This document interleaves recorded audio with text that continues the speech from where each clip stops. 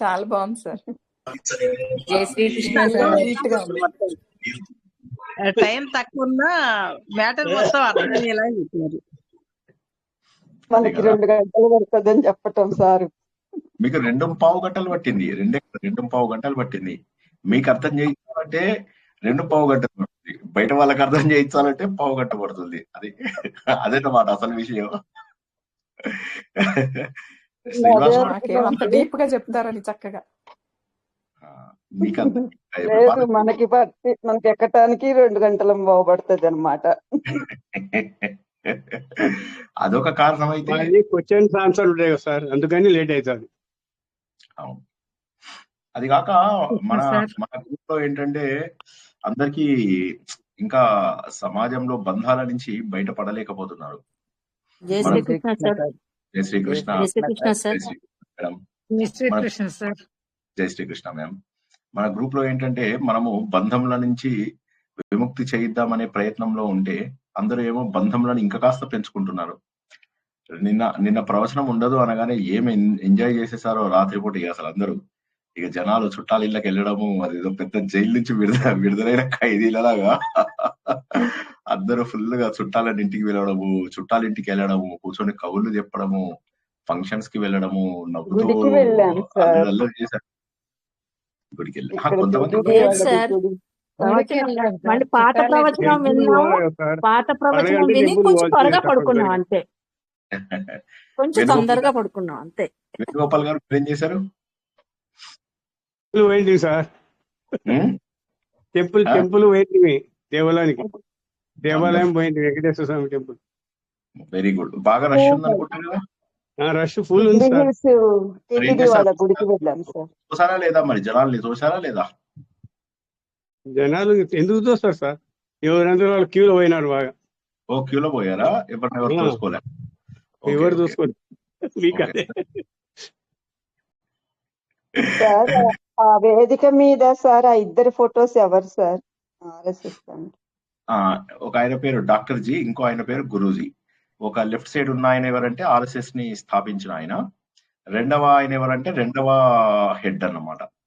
ఆయన ఇద్దరు వాళ్ళు చాలా పైకి తీసుకొచ్చారు ఆర్ఎస్ఎస్ ని.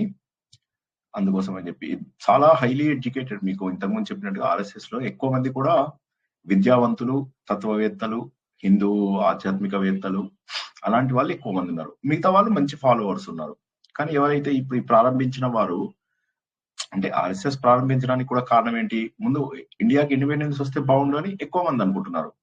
కానీ ఆ సమయంలో కూడా ఆర్ఎస్ఎస్ రావడానికి కారణం ఎందుకు? మరి 1925 లో స్టార్ట్ అయింది ఆర్ఎస్ఎస్ విజయదశమి నాడు. కారణం ఏంటంటే అప్పటికే ఇప్పుడు ఈయన కూడా వారితో పాటు పనిచేశారు. అతివాదులు, మితవాదులు అని 2 గ్రూప్స్ ఉండేవన్నమాట. అతివాదులు అంటే లాల్, బాల్, పాల్ అని 3, లాలా లజపత్ రాయ్, బాల గంగాధర తిలక్, బిపిన్ చంద్ర పాల్, ఇలాంటి వాళ్ళు. మితవాదులు అంటే మన గాంధీ, నెహ్రూ, ఈ గ్రూప్ అన్నమాట. 2 గ్రూపులతోనే పనిచేశారు ఆయన.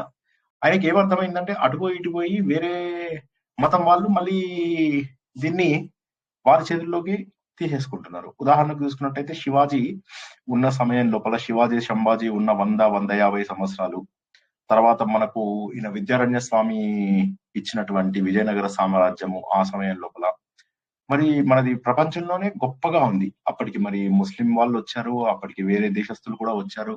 అయినప్పటికీ కూడా మన ధర్మము అప్పట్లో చాలా బాగుంది. తర్వాత ఏమైంది? మళ్ళీ పడిపోయింది. ఇప్పుడు ఏమైందంటే ఒక వ్యక్తి పైన ఆధారపడితే ఎప్పుడు కూడా పడిపోతుంది అది సిస్టమ్. శివాజీ తర్వాత మళ్ళీ కూలిపోయింది. అలాగా ఒకరు గట్టిగా నిలబడితే సరిపోదు. ఇప్పుడు యోగి ఆదిత్యనాథ్ గారు ఇప్పుడు ఇవాళ ఉత్తరప్రదేశ్ లో ఉన్నారు. ఆయన తర్వాత ఇంకెవరైనా కొత్త వాళ్ళు వచ్చిన వాళ్ళు ఎవరన్నా వాళ్ళు సరిగా చేయకపోతే మళ్ళీ పడిపోతుంది. అలా కాకుండా వ్యక్తి ద్వారా కాకుండా సమాజంలోనే ఒక శక్తిని తయారు చేయాలి. లేకపోతే ఏమవుతుందంటే ఎన్నోసార్లు కూలిపోయాం మనం. ఇప్పుడు చెప్పాలంటే ఇప్పుడు ఈ రోజు మనము అమెరికాకి వెళ్ళాలి, ఇంకో వేరే దేశానికి వెళ్ళాలి అని చెప్పి వేరే దేశాల గురించి ఎలా అయితే గొప్పగా అనుకుంటున్నామో అలాగో ప్రపంచంలో ఉన్నటువంటి అన్ని దేశాలు కూడా భారతదేశానికి రావాలనుకునేవి. మీరే చూడండి కదా, మనని ఎన్ని దేశాలు వచ్చి అటాక్ చేశాయి. కారణం ఏమిటి? కొలంబస్ వచ్చి ఆయన ఇండియాని కనుక్కుందాం అని చెప్పేసి పోయి అమెరికాను కనుక్కున్నాడు. అట్లానే వాస్కోడిగామా దారి తప్పిపోతే మళ్ళీ ఆయనని తీసుకొచ్చి మన ఇండియాకి మన వాళ్ళే తీసుకొచ్చారు. ఆయన ఇండియా కనుక్కుందాం అని వస్తే దారి తప్పిపోతే ఆయనని ఇక్కడ తీసుకొస్తే ఆయన ఇక్కడ చూసి మన నౌకా విద్య ఏదైతే ఉందో, షిప్ బిల్డింగ్ ఎక్సర్సైజ్, అది చూసి ఆయన ఆశ్చర్యపోయాడు. ఇంత పెద్దదా? రీసెంట్ గా ఏం చేశారంటే మనం వాళ్ళు అదే షిప్ బిల్డింగ్ ఎక్సర్సైజ్ ఆయన చేసినటువంటిది. ఆ రోజుల్లో వాస్కోడి గామా వచ్చినప్పుడు మన వాళ్ళు ఎలాంటి పడవలు నిర్మించేవారో అటువంటిదే ఒక పెద్ద నౌకని మళ్ళీ అదే పద్ధతిలో నిర్మించి, ఒక్క బోల్ట్ నట్టు ఉండకుండా ఇక్కడి నుంచి మనకు గల్ఫ్ వరకు అంటే ఒమన్ దాకా తీసుకెళ్లారు. సో మన టెక్నాలజీ ఇప్పటికీ కూడా పనిచేస్తుంది. అప్పటి నుంచి ఇప్పటికీ అదే పనిచేస్తుంది. వాళ్ళు ఆశ్చర్యపోయేవాళ్ళు, మన దేశం యొక్క శక్తిని చూసి ఆశ్చర్యపోయేవాళ్ళు. ఇటు చూస్తే పోర్చుగీస్ వాళ్ళు, ఇటు చూస్తే డచ్ వాళ్ళు, ఇటు చూస్తే ఫ్రెంచ్ వాళ్ళు, ఇటు చూస్తే ఇంగ్లీష్ వాళ్ళు. అంతెందుకు, మీకు 1750 ఆ టైం లోపల ప్రపంచం మొత్తం లోపల కూడా 100% సంపాదన ఉండేదని, గ్రాస్ డొమెస్టిక్ ప్రొడక్ట్ అని, గ్రాస్ నేషనల్ ప్రొడక్ట్ అని రెండు ఉంటాయి అన్నమాట. ఆ జీడిపి కనుక చూసుకుంటే ప్రపంచం మొత్తం 100 అయితే 30% భారతదేశమే ఉంది. అంటే ప్రపంచంలో అన్ని దేశాలు కలిపి 70% అయితే భారతదేశం ఒక్కటే 30% ఉంది. అంటే ఇక మనకు పోటీ ఉండే అవకాశమే లేదు. అది కాక ప్రపంచంలో అన్ని దేశాల వాళ్ళు మనకు మనతోని ట్రేడ్ చేయడానికి ఇష్టపడుతుండే వాళ్ళు. ఇప్పుడు మీరు అనంత పద్మనాభ స్వామిది మనకు తెలుసు కదా. ఆ అనంత పద్మనాభ స్వామి ఆలయంలో మీకు గ్రీకు రోమన్ కాయిన్స్ కూడా కనిపిస్తాయి, బంగారు కాయిన్స్. ఎందుకంటే మనం వాళ్ళకి ఇచ్చిన సర్వీసెస్ కి వాళ్ళు మనకు బంగారం రూపం లోపల మనకు గిఫ్ట్స్ ఇచ్చేవాళ్ళు. అంటే ఇవాళ మన దురదృష్టం ఏంటంటే మనం వేరే వారిపైన ఆధారపడవలసి వస్తుంది, కానీ ప్రతి దేశము కూడా మన పైన ఆధారపడినటువంటి దేశమే. ప్రతి దేశం లోపల కూడా హిందూ దేశం యొక్క మూలాలు మీకు లభ్యమవుతాయి. కాబట్టి ఒకసారి రూపాయి విలువనే ఎక్కువనంట సార్ డాలర్ కన్నా. డాలర్ కన్నా రూపాయి విలువ ఎక్కువనంట. నాకు తెలిసినప్పుడు 4 రూపాయలు 5 రూపాయలు ఉండే చిన్నప్పుడు. నేను ఇంజనీరింగ్ టైం లోపల 13 రూపాయలు ఉండే డాలర్. సో పివి నరసింహారావు వచ్చి దాన్ని 39 రూపాయలు చేశారు. సో తప్పదు మరి. అప్పుడు మన దేశ పరిస్థితి అంత దారుణంగా, అంటే కాంగ్రెస్ వాళ్ళు ఎంత వెనక్కి తీసుకెళ్లిపోయారంటే దేశాన్ని 1992 వచ్చేసరికి, 91, 92 వచ్చేసరికి 13 రూపాయలు ఉన్న డాలర్ ని 39 రూపాయలు, 3 రెట్లు చేశారు. చేయకపోతే మన దేశానికి ఇంకా ఫారిన్ రిజర్వ్స్ రావు. ఫారిన్ రిజర్వ్స్ రాకపోతే మనం బయట దేశాల నుంచి వస్తువులను తెప్పించుకోలేము. దాన్ని ఇంపోర్ట్స్ అంటారు. ఇంపోర్ట్స్ తెప్పించుకోలేము. సో అలాంటి పరిస్థితికి దిగజారిపోయాం మనం. ఇవాళ చూసుకుంటే మీకు మనం ప్రపంచంలోనే 3వ అతిపెద్ద ఎకానమీ మనది ప్రపంచంలో ఇప్పుడు ఈ రోజు మోడీ గారి ఆధ్వర్యంలో.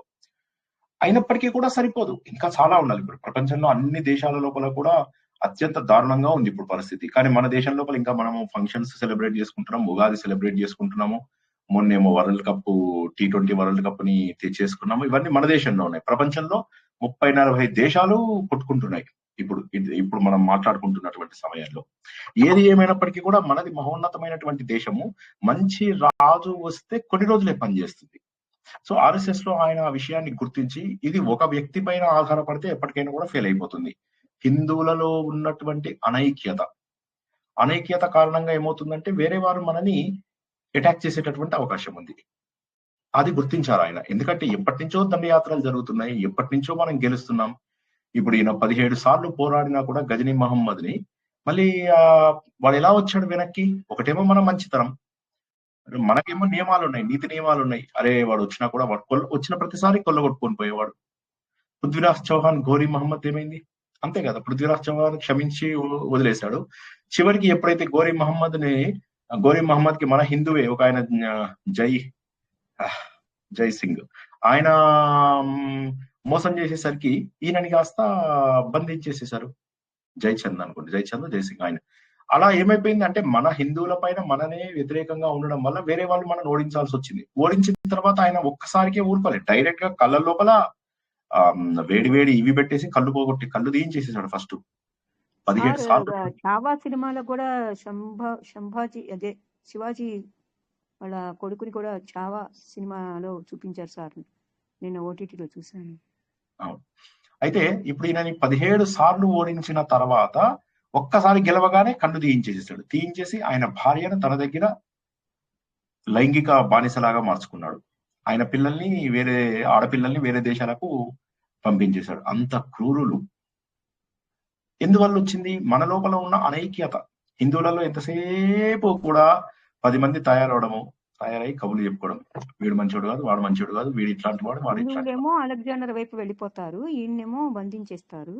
ఈయన నాలుక కోసేసి గోళ్లు తీసేసి ఈయన ఒళ్ళంతా ఉక్కులు రాచేసి పుండు చేసేసి మొత్తం ఘోరమైన శిక్షలు వేసి చంపేస్తారు సంభాజీ. ఈయన తెలుసు కదా సార్ మీకు. మీరు అలెగ్జాండర్ ఎక్కడి నుంచి వచ్చారండి మీకు మధ్య లోపల? మీరు సగం సినిమా చూసారు, సగం సినిమా నిద్రపోయారు. అక్కడ ఔరంగజేబు బదులు మీరు అలెగ్జాండర్ అంటారు. సారీ ఔరంగజేబు. అది చాలా ఘోరమైన శిక్షలు వేస్తారు కదా, హిందువులు కూడా అటు చేరిపోతారు కొంతమంది. అదే అంటున్నాను. ఏమైతుందంటే ఔరంగజేబు నీలాంటి కొడుకు నాకు ఒక్కడు కూడా లేడు కదా అంటాడు సంభాజీ. అంటాడు. కానీ లాభం ఏమైంది? ఇప్పుడు లాభం ఏమైంది? ముస్లిమ్స్ లో ఏమైందంటే యూనిటీ ఎక్కువ. ఇప్పటికి ఈ రోజుకు కూడా క్రిస్టియన్స్ అందరూ కూడా యునైటెడ్ గా ఉంటారు. మారుస్తున్న ప్రతి ఒక్కడు కూడా హిందువుల్లోంచి శత్రువుగా మారిపోతున్నాడు. ఒక హిందువు వేరే మతంలోకి వెళ్ళిపోయాడంటే వాడు శత్రుత్వంతో వెళ్తున్నాడు. ఒక హిందూ అమ్మాయిని అందరు ఏం చేస్తున్నారు, మన హిందూ అమ్మాయిలని కొద్దిగా మంచిగా మాట్లాడగానే వాళ్ళు ట్రాప్ అయిపోతున్నారు. వాళ్ళని తీసుకెళ్లిపోయి కొద్దిగా మంచిగా మాట్లాడి నువ్వు అందంగా ఉన్నావంటే వాళ్ళు నిజమేమో అనుకుంటున్నారు. ఏదో క్యాజువల్ గా అంటారు మగవాళ్ళు, దానికి వాళ్ళు నిజం అనుకో పెళ్లి తీసుకుపోయి అక్కడికి తీసుకెళ్లిపోతున్నారు, కేరళకి తీసుకెళ్లిపోతున్నారు. తీసుకొని వాళ్ళని ఉగ్రవాదులాగా, ఆడవాళ్ళని ఉగ్రవాదులాగా చేయడము, వాళ్ళకి పుట్టే పిల్లల్ని వాళ్ళని మెషిన్స్ లాగా వాడతారు. ఆడవాళ్ళు అంటే ఏంటంటే పిల్లలు పుట్టించే యంత్రాలు. సో అట్లా ఒక్కొక్క తురగవాడు 10 మంది హిందువులు అమ్మాయిలను ట్రాప్ చేస్తాడు. వాళ్ళకి టార్గెట్స్ ఉంటాయి. ఒక 50 మందిని పట్టుకోవాలి, హిందూ అమ్మాయిలని 100 మందిని పట్టుకోవాలి. వాళ్ళకి ఇవి ఉంటాయి అనమాట టార్గెట్స్. నువ్వు ఇంతమందిని ఆ హిందూ అమ్మాయిలను పాడు చేయాలి అని. వాళ్ళందరికీ పుట్టే వాళ్ళందరూ తుర్కాలుగా తయారవుతున్నారు. పుట్టుక నుంచే వాళ్ళు అత్యంత క్రూరంగా తయారవుతున్నారు. మరి హిందువులే ముస్లిమ్స్ గా మారిపోతున్నారు. మారిపోవడం వాళ్ళకి బ్రెయిన్ వాష్ అవడం వల్ల వాళ్ళు అత్యంత క్రూరులుగా తయారవుతున్నారు. క్రూరులుగా తయారైన తర్వాత మన దేశాన్ని నాశనం చేయకుండా ఉంటారా? ఎంత ఆర్ఎస్ఎస్, విశ్వ హిందూ పరిషత్ ఏం చేసినా ఎంత, ఇప్పుడు ఉదాహరణకి నేను ఒక మాట చెప్తాను. ఇప్పుడు నేను ఏ నగరానికైతే సంపర్క ప్రముఖనో అక్కడ సుమారుగా ఒక బస్తీకి 2,500 నుంచి 3,000 ఫ్యామిలీస్ ఉన్నాయి. ఓకే, 3,000 ఫ్యామిలీస్ మల్టిప్లైడ్ బై 11 బస్తీలు రఫ్లీ అంటే 30,000 ఫ్యామిలీలు. ఒక ఫ్యామిలీకి కనీసం 4 ఉన్నారు అనుకున్న 1,00,000 మంది. మేము చేసే ఫంక్షన్స్ కి ఎంతమంది వస్తారు తెలుసా? అతి కష్టం మీద 200 మంది 300 మంది వస్తారు. ఎంతమంది ఉన్నారు చెప్పండి? ఎంతమంది ఉన్నారు? 1,00,000 మంది ఉన్నారు. అండ్ వాళ్ళకి ఏ ప్రాబ్లం అన్నా రాని, రేపు నీ ఇంటి మీదకి వచ్చి ఇది వక్ఫ్ అని చెప్పాడంటే అయిపోయినట్టే. నీ ఇంటిని ఎవ్వడూ కాపాడలేడు, గవర్నమెంట్ కూడా కాపాడలేదు. అప్పుడు అంటారు అనమాట, ఏం చేస్తున్నారండి ఆర్ఎస్ఎస్ వాళ్ళు, ఏం చేస్తున్నారండి విశ్వ హిందూ పరిషత్, నువ్వేం చేస్తున్నావు దేశం కోసం? ఆర్ఎస్ఎస్ వాళ్ళకి ఏమీ స్వార్థం లేదు కదా. ఇప్పుడు మా అందరికీ ఏముంది, రూపాయి వస్తుందా? రూపాయి జేబులోంచే పెడతాం కానీ రూపాయి రాదు కదా. కానీ ఏమైతుంది, జనాలందరూ ఆర్ఎస్ఎస్ వాళ్ళు ఉన్నట్లే మనకు కష్టం వచ్చినప్పుడు చూసుకుందాంలే అనుకుంటారు. కానీ ఎవరైనా మనం దేశం కోసం నిలబడదామని ఒక్కరు అనుకోరు. నేనేమంటానంటే ఎవరి ఫ్యామిలీని వాళ్ళు చూసుకోవడం తప్పు కాదు. ఎవరి వైఫ్ ని వాళ్ళు మంచిగా చూసుకోండి, ఎవరి పిల్లల్ని వాళ్ళు బాగా చూసుకోండి. ఎంత సమయం మనం దేశం కోసం ఇస్తున్నాము, ఎంత సమయం మనం వేరే వాళ్ళ కోసం కష్టపడుతున్నాం అనే దాని మీదనే నీ పాప పుణ్యాలు నీ జన్మలో ఆధారపడతాయి. ఎన్ని ప్రవచనాలు వినండి, ఏమైనా ఎక్కడికైనా వెళ్ళండి, దేశ సేవకు మించినటువంటిది లేదు. ఎంతసేపు ప్రతి ఒక్కడు ఏంటంటే నా కుటుంబం ఎలా ఉంది, నేను ఎలా ఉంటాను అనేది మాత్రం ఆలోచిస్తున్నారు. నీ కుటుంబం బానే ఉంటుంది, నువ్వు ఉంటావు, నీ మనవాళ్ళు ఉంటారు, మనవరాళ్ళు ఉంటారు. తర్వాత ఏమవుతుంది? నువ్వు చనిపోతావు. తర్వాత నీ కుటుంబం గురించి నీకు సంబంధం ఉండదు. వచ్చే జన్మలో ఏ కుక్కగానో నక్కగానో పుడతావు, లేదా వచ్చే జన్మ లోపల ఏ పాకిస్తాన్లోనో ఆఫ్ఘనిస్తాన్లోనో పుడతావు. లాభం ఏమిటి? ఏదో మన కుటుంబం కోసం బతకడం తప్పు కాదు, కానీ మన కుటుంబం కోసమే బతకడం తప్పు. కుటుంబానికి చెయ్యండి, బాధ్యతగా చేయండి. కానీ ఎంతమంది గుండెల మీద చేసుకుని నేను ఒక 10% డబ్బులు దేశం కోసం ఖర్చు పెడతాను. ప్రతి ఒక్కడు వచ్చిన డబ్బులో 10% డబ్బు కనుక దేశం కోసం ఖర్చు పెడితే ఏ ప్రాబ్లం ఉండదు. లేని వాళ్ళ కోసం ఖర్చు పెడితే అంటే వాళ్ళు కొత్తగా అన్నం తినిపించేస్తే సరిపోదు. వాళ్ళకు చదువు చెప్పి వాళ్ళ కాళ్ళ మీద వాళ్ళు నిలబడేలాగా చేయాలి. వాళ్ళు తుర్కోళ్ళైనా సరే, వేరే మతం వాళ్ళైనా సరే, వారికి చదివించి వాళ్ళకి మంచి దాంట్లో. ఇప్పుడు తుర్కోళ్ళనైనా మీరు అట్లా చెప్పించమన్నారు. తుర్కోళ్ళు ఎప్పటికైనా వాళ్ళ పుట్టుకతో వచ్చిన బుద్ధి పుట్టుకతో వచ్చింది ఎప్పుడైనా అలాగే ఉంటుంది కదా సార్. వాళ్ళు ఎలా అయినా కూడా వాళ్ళ కాలేజీలు, వాళ్ళ స్కూల్స్ వాళ్ళకి ఎలాగో ఉన్నాయి, అక్కడ చదువుకుంటారు వాళ్ళు. ఈవెన్ ఇప్పుడు IAS లో కూడా వాళ్ళు ఉర్దూలో రాసే ఉంటాయి. మీరు ఉర్దూలో రాస్తే మీకు ఎవరు కరెక్షన్ చేస్తారు? తుర్కోళ్ళే కరెక్షన్ చేస్తారు. కరెక్షన్ చేసి వాడు 10 రూపాయల మ్యాటర్ రాస్తే 100 రూపాయల మార్కులు వేస్తారు వాడు. వేయగానే మీకు ఆటోమేటిక్ గా వాడికి ఐఏఎస్ లో అవకాశం ఉంది. గవర్నమెంట్ జాబ్స్ అన్నిట్లలో కూడా తుర్కోళ్ళకి వాడు రాస్తే అవకాశం వస్తుంది. అప్పుడు వాళ్ళకి సపోర్ట్ చేసి అన్ని వాళ్ళకే చేస్తారు కదా, మరి వాళ్ళు మనం చేరదీసి మనం చెప్పించి ఏం ఉపయోగం? వాళ్ళని కొంచెం పైకి తీసుకురావటం తప్పితే, వాళ్ళని కొంచెం మన సపోర్ట్ గా బలంగా వాళ్ళకి నిలబడటం తప్పితే మనకు ఉపయోగం కాదు కదా. కరెక్ట్. వాళ్ళు మీరేం భగవద్గీత చేస్తున్నారు? చదువుతున్నారని చెప్పేసి మీరేం చేస్తున్నారండి దేశం కోసం? మీరు గాని, మీ వారు గాని, మీ పిల్లలు గాని ఏమైనా చేస్తున్నారా? ఏం లేదండి, మాది పల్లెటూరు. మాకు అసలు ఆర్ఎస్ఎస్ ఉందని కూడా సంస్థ అనేది అసలు ఆర్ఎస్ఎస్ గురించి కాదు గ్రూప్ లో జాయిన్ నేను అనేది. అయినాకనే ఆర్ఎస్ఎస్ అమ్మా, ఉందని తెలుసండి. మీ గురించి కాదు నేను అంటున్నది. జనరల్ అందరిని అడిగాను ప్రశ్న. మీరంతా ఏం చేస్తున్నారు అనేటటువంటిది ముందు గుండెల మీద చేసుకొని చూడాలి. ప్రతి ఒక్కరూ కూడా మనం దేశం కోసం ఏం చేస్తున్నామని చూడకపోతే ఒక ఆర్ఎస్ఎస్ ఏమి చేయలేదు. అదొకటే గుర్తుంచుకోండి. ఒక్క ముస్లిం చాలు, ఒక్క కరడు కట్టిన ముస్లిం వస్తే చాలు. ఏముంది ఇప్పుడు మొన్న హోలీ లోపల రంగులు పడ్డాయి అని చెప్పేసి ఒకటి మీద రంగులు పడ్డాయి, ఒక తుర్కోడి మీద రంగులు పడ్డాయని తుర్కోళ్ళందరూ వచ్చి వాడిని నడి వీధిలో కొట్టి చంపేశారు. ఎప్పటి సంగతి? మొన్న హోలీ ఫంక్షన్ ఎన్ని రోజులు జరిగింది? 20 రోజుల కింద. ఏంటంటే మన కుటుంబం మీదకి రానంత వరకు మనం ఏంటంటే ఇంకా వెళ్ళి దేవుణ్ణి ఇంకా ఈ కోరిక కోరుకుందాం, ఆ కోరిక కోరుకోండి. కానీ శ్రీనివాసు స్టూడెంట్స్ అలా కోరుకోవడం అనేది క్రూరత్వం అని గుర్తుంచుకోండి. అటువంటి వాళ్ళు అసలు నా గ్రూప్ లో వద్దు.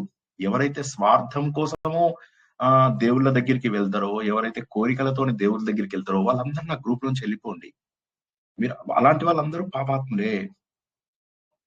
ఎవరైతే నిజమైనటువంటి ఆత్మతత్వాన్ని తెలుసుకుందాం అనుకుంటారో, ఎవరైతే దేశానికి ధర్మానికి మాత్రమే పాటుపడతామంటారో వాళ్ళ కోసమే ఈ ప్రవచనాలన్నీ. నువ్వు దేశం కోసం ఏం చేస్తున్నావు, ధర్మం కోసం ఏం చేస్తున్నావు, అదే ముఖ్యము. అంతేగాని నువ్వు సార్ చెప్పిన దాంట్లో నాకు ఏ కోరిక తీరుతుంది సార్, ఇప్పుడు నాకు ఇది జాతకం బాలేదు, నేను ఏం చేయాలి సార్, నేను పెళ్లి చేసుకోవాలి, మీరు కొద్దిగా జాతకం చెప్తారా? దాని గురించా నేను? మీ పర్సనల్ గా ఏమన్నా ప్రాబ్లమ్స్ ఉంటే అవి సాల్వ్ చేయడానిక నేను? మీరు ధర్మం గురించి అడగండి, రాత్రంతా కూర్చొని చెప్తాను. దేశం గురించి మీరు పోరాడమనండి, ప్రాణం అర్పిస్తా. కానీ మీరు ఏదో కోరిక కోరుకుంటారు, మా ఇంట్లో అందరికి మంచి జరగాలి, మీరు కోరుకోవడంలో తప్పు లేదు. కానీ నేనేమంటున్నానంటే అదేనా ఇంకా వేరే ఆలోచన లేదా? ఇవాళ బానే ఉంటాం, కానీ రేపు బాగుంటామన్న గ్యారంటీ ఉందా? ఇప్పటి వరకు ఇండియా మీద బాంబు వల్లేదు. ఒక్క బాంబు పాకిస్తాన్ వాడు ఆఫ్ఘనిస్తాన్ మీద వేసి ఇటు అమెరికా వాడి దీంతో ఒక్కసారి ఇటు వేసాడంటే అయిపోయింది. ఎంతలో కొలాప్స్ అవుతుంది? ఒక రోజు యుద్ధం అంటే ఎన్ని $1 మిలియన్ ఖర్చు అవుతాయో తెలుసా? మిలియన్ అంటే 10 లక్షలు. $10 లక్షల అంటే ఎంత తెలుసా మీకు? ఎన్ని కోట్లో తెలుసా? ఒక రోజుకి అలాంటివి ఎన్ని ఖర్చు పెట్టాల్సి వస్తుందో తెలుసా? మనకు రావాల్సిన బెనిఫిట్స్ అన్ని పోయినట్టే. ఆల్రెడీ సగం గవర్నమెంట్ స్కీమ్స్ లో వెళ్ళిపోతున్నాయి డబ్బులు. యుద్ధం గనక స్టార్ట్ అయితే 2 లేదా 3 రోజుల కంటే మనం యుద్ధం ఎక్కువ చేస్తే మన ఎకానమీ కూలిపోతుంది. ప్రపంచంలో అన్ని ఎకానమీలు కూలిపోయాయి. అంతేందుకు ఇప్పుడు దుబాయ్ మనం ఒకప్పుడు గొప్ప ఎకానమీ అనుకున్నాం. $1.5 బిలియన్ పర్ డే వాళ్ళకి ఒక చిన్న ఫీల్డ్ లో టూరిజం లో నష్టం వస్తుంది. ఇంకా మిగతా ఎకానమీ అంతా చూసుకుంటే ఇంకా అసలు అది లెక్కనే లేదు. $1 బిలియన్ అంటే ఎంత తెలుసా మీకు? $1 బిలియన్ అంటే ఏంటంటే కొన్ని దేశాలను కొనుక్కోవచ్చు మీరు. కానీ మనం ఏం చేస్తున్నాం? దేశం కోసం ధర్మం కోసం సపోర్ట్ చేయం. ఈ ఆర్ట్ ఆఫ్ లివింగ్ కు పైసలు ఇస్తాం, దత్తపీఠం వాడు అడిగాడని పైసలు ఇస్తాం, లేకపోతే ఈషా ఫౌండేషన్ వాడు అడిగాడని పైసలు ఇస్తాం, పిరమిడ్ ఆయన అడిగాడని పైసలు ఇస్తాం, శంకర మఠాల వాళ్ళు డబ్బులు అడుగుతున్నారని పైసలు ఇస్తాం. అడుక్కునే వాళ్ళకి డబ్బులు ఇస్తున్నాం మనం. ఇవ్వడం వల్ల ఏమైతుంది? తిరుపతికి వెళ్తారు, డబ్బులు వేస్తారు. ఒక్క తిరుపతికి ఇచ్చే ₹1 అయినా మీరు ₹1 అయినా వాడు ధర్మం కోసం చేస్తున్నాడా? ఒక్కసారి మీరు గుండెల మీద చేసుకొని ఆలోచించండి. మీరు దేవుణ్ణి చూడాలంటే దేవుణ్ణి చూసి వచ్చేయండి. మీరు గనక ఒక 1 ఇయర్ పాటు డబ్బులు ఇవ్వకుండా తిరుపతికి వెళ్తే తిరుపతిని క్లోజ్ చేస్తారు.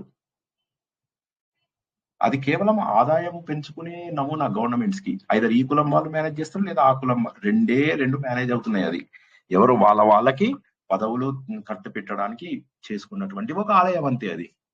అదే విధంగా శ్రీశైలం, అదే విధంగా అన్నాలయాలు. జనాలు పోటెత్తారు. ఎందుకు పోటెత్తారు? వాళ్ళు దేశం కోసం ధర్మం కోసం పోటెత్తుతున్నారా? స్వార్థ ప్రయోజనాల కోసమై పోటెత్తుతున్నారు. అటువంటి వాళ్ళకి కరెక్ట్. వేణుగోపాల్ గారు మీరు కరెక్టే.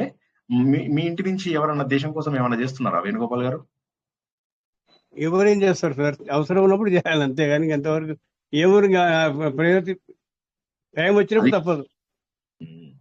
అందరూ అదే నేను అంటున్నది. సో మనము అవకాశాల కోసం చూసుకొని ముందుకెళ్ళాలి, కానీ వేరే వాడు చెయ్యట్లేదు అని అనలేం. మనము చేసినప్పుడు మాత్రమే మనకు వేరే వాళ్ళని అనేటటువంటి అర్హత వస్తుంది. మనం దేశభక్తులము కానంత వరకు ఎన్ని వందల ప్రవచనాలు విన్నా, ఎన్ని వేల ప్రవచనాలు విన్నా, మనలో మార్పు రానంత వరకు దేశము ధర్మం కోసం మనం చెయ్యము. స్వార్థం కోసం చేస్తామా? ఓకే. కానీ దేశం కోసం, ధర్మం కోసం చేస్తున్నామా? వేరే వాళ్ళ కోసం చేస్తున్నామా? వేరే వాడి హృదయం లోపల ఆత్మజ్ఞానం వెలిగించడానికి చేస్తున్నామా? వేరే వాడి జీవితం నిలబెట్టడానికి చేస్తున్నామా? అది చేయడం లేదు. ఇన్ని మఠాలు, పీఠాలు ఉన్నాయి కదా, వీళ్ళలో ఎంత డబ్బు పెడుతున్నారు కన్వర్షన్స్ ఆపడానికి? ఒక కన్వర్షన్ కోసం అని క్రిస్టియన్ వాళ్ళు ఒక 10,000 రూపాయలు ఇస్తారు ఒక వ్యక్తికి. ఒక పనికి రానోడు ఉంటాడు, ఇప్పుడు శ్రీనివాస్ లాగా ఉంటాడు. వాళ్ళంటే అదే నీకు పని పాట లేదు దా అని చెప్పేసి తీసుకెళ్లి ఒక పల్లెటూరు లోపల ఉద్యోగం ఇప్పిస్తారు. హిందువులని కన్వర్ట్ చేయాలి అంటారు. వాడి పనే అది 10,000. వాడేం చేస్తాడు, 2-3 తీసుకొచ్చి కన్వర్ట్ చేస్తాడు. చేసిన తర్వాత వాడికి ఒక్కొక్కరికి ₹1,00,000 ఎంతో ఇస్తారు కదా, అందులోంచి 50,000 వీడియో రొక్కేస్తాడు. ఒక్కొక్క ప్యాస్టర్ కి 10,000 రూపాయలు ఇచ్చి వాళ్ళు అలా చేస్తుంటే, ఆ మాత్రం 10,000 రూపాయలు ఒక తిరుపతి ఇవ్వలేదా? ఒక శృంగేరి పీఠం ఇవ్వలేదా? ఒక కంచి పీఠం ఇవ్వలేదా? వీళ్ళందరినీ మనం బయట గమ్మత్ ఏంటంటే, ఇప్పుడు ఇది మన చిన్న ఫోరం కాబట్టి ఇక్కడ చెప్తున్నాను. ఇప్పుడు రేపు నేను పబ్లిక్ ఫోరంలో చెప్పాలంటే చెప్పగలనా? హిందువులందరినీ ఇంకా విచ్ఛిన్నం చేసినట్టు అవుతుంది. అసలే విచ్ఛిన్నం అయిపోయారు హిందువులు. ఇవి మనం మాట్లాడలేము. ఇట్లా ఇంతే, ఇలా మూసుకొని ఉండాలి, కూర్చొని అంతే. ఇది మన చిన్న గ్రూప్ కాబట్టి ఇక్కడ చెప్పుకుంటున్నాం. అందుకంటే ఎవరు చూడరు కాబట్టి మనం చెప్పుకుంటున్నాం. అంతేగాని మనలో ఎన్ని టీమ్స్, ఎన్ని గ్రూపులు, పారాయణాల గ్రూపులు ఎన్ని, అలా కూర్చొని బండలు కూర్చొని పారాయణాలు చేస్తూ ఉంటారు. ఏమొస్తుందని చేస్తుంటారు, అలా కూర్చుంటారు. విష్ణు ఒక్కడికొక అర్థం ముక్క తెలియదు. ఎందుకంటే చాలా మంచిది. ఈ రోజునాడు గ్రహణము, ఈ రోజునాడు విష్ణు సహస్రనామం చేస్తే చాలా మంచిది, ఈ రోజు ఫలానా ఇదండి, ఇది చేస్తే చాలా మంచిదండి. మంచిది అంటే ఏంటి? నా మంచిది అనే దానికి ఈ రోజు వరకు నాకు మీనింగ్ తెలియదు. ఇంత అవకాశవాదులమై, ఇంత స్వార్థపరులమైనటువంటి మనకు భగవంతుని తెలుసుకునే అవకాశం ఉందా? ఒక్కడు నేను మంచివాడిని అనుకున్నాను. ఎట్లాంటి ప్రొటెస్ట్ జై శ్రీకృష్ణ సార్. ఒక మాట చెప్దాం సార్ ఈ టైంలో. మీరు మాట్లాడే ముందు ఎవరో మాట్లాడారు, వాళ్ళకి జవాబు ఇచ్చాక పద్మప్రియ గారు మీరు మాట్లాడండి. ఎవరో అడిగారు.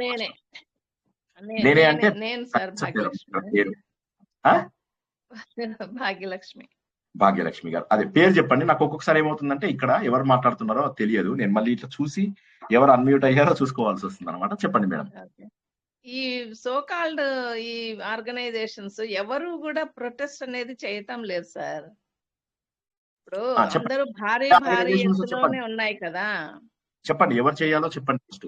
అందరూ పెద్ద పెద్ద ఆర్గనైజేషన్స్, పెద్ద పెద్ద సంస్థలే ఉన్నాయి. చెప్పండి, మీరు చెప్పండి. ఒక్కళ్ళ పేర్లు చెప్పండి, ఒక్క పేరు చెప్పండి మీరు. ఇప్పుడు పెద్ద పెద్దవి ఇప్పుడు మఠాలు గాని, మఠాధిపతులు, ఏ మఠాధిపతులు వీళ్ళు ఎవరే గాని, ఇప్పుడు చిన్న చిన్న ఈ ధర్మధ్వజము ఇలాంటి వాళ్ళు పోరాడుతున్నారు గాని, అత్యంత చిన్న వాళ్ళు పోరాడుతున్నారు. గుర్తుంచుకోండి, అదే నాకర్ సుగుణ అని చెప్పేసి గాని, మాధవిలత గారు, చిన్న వాళ్ళు పోరాడుతున్నారు. నాలాంటి వాళ్ళు నాకు తోచిన RSS చేయవలసినది, దేశం కోసం చేయవలసింది, నాకున్న సమయాన్ని ప్రవచనాలకు వీటికి నేను కేటాయిస్తున్నాను. పెద్దవాళ్ళలో ఎవరు చేస్తారు? మీకు ప్రవచనకర్తలు వాళ్ళలోనే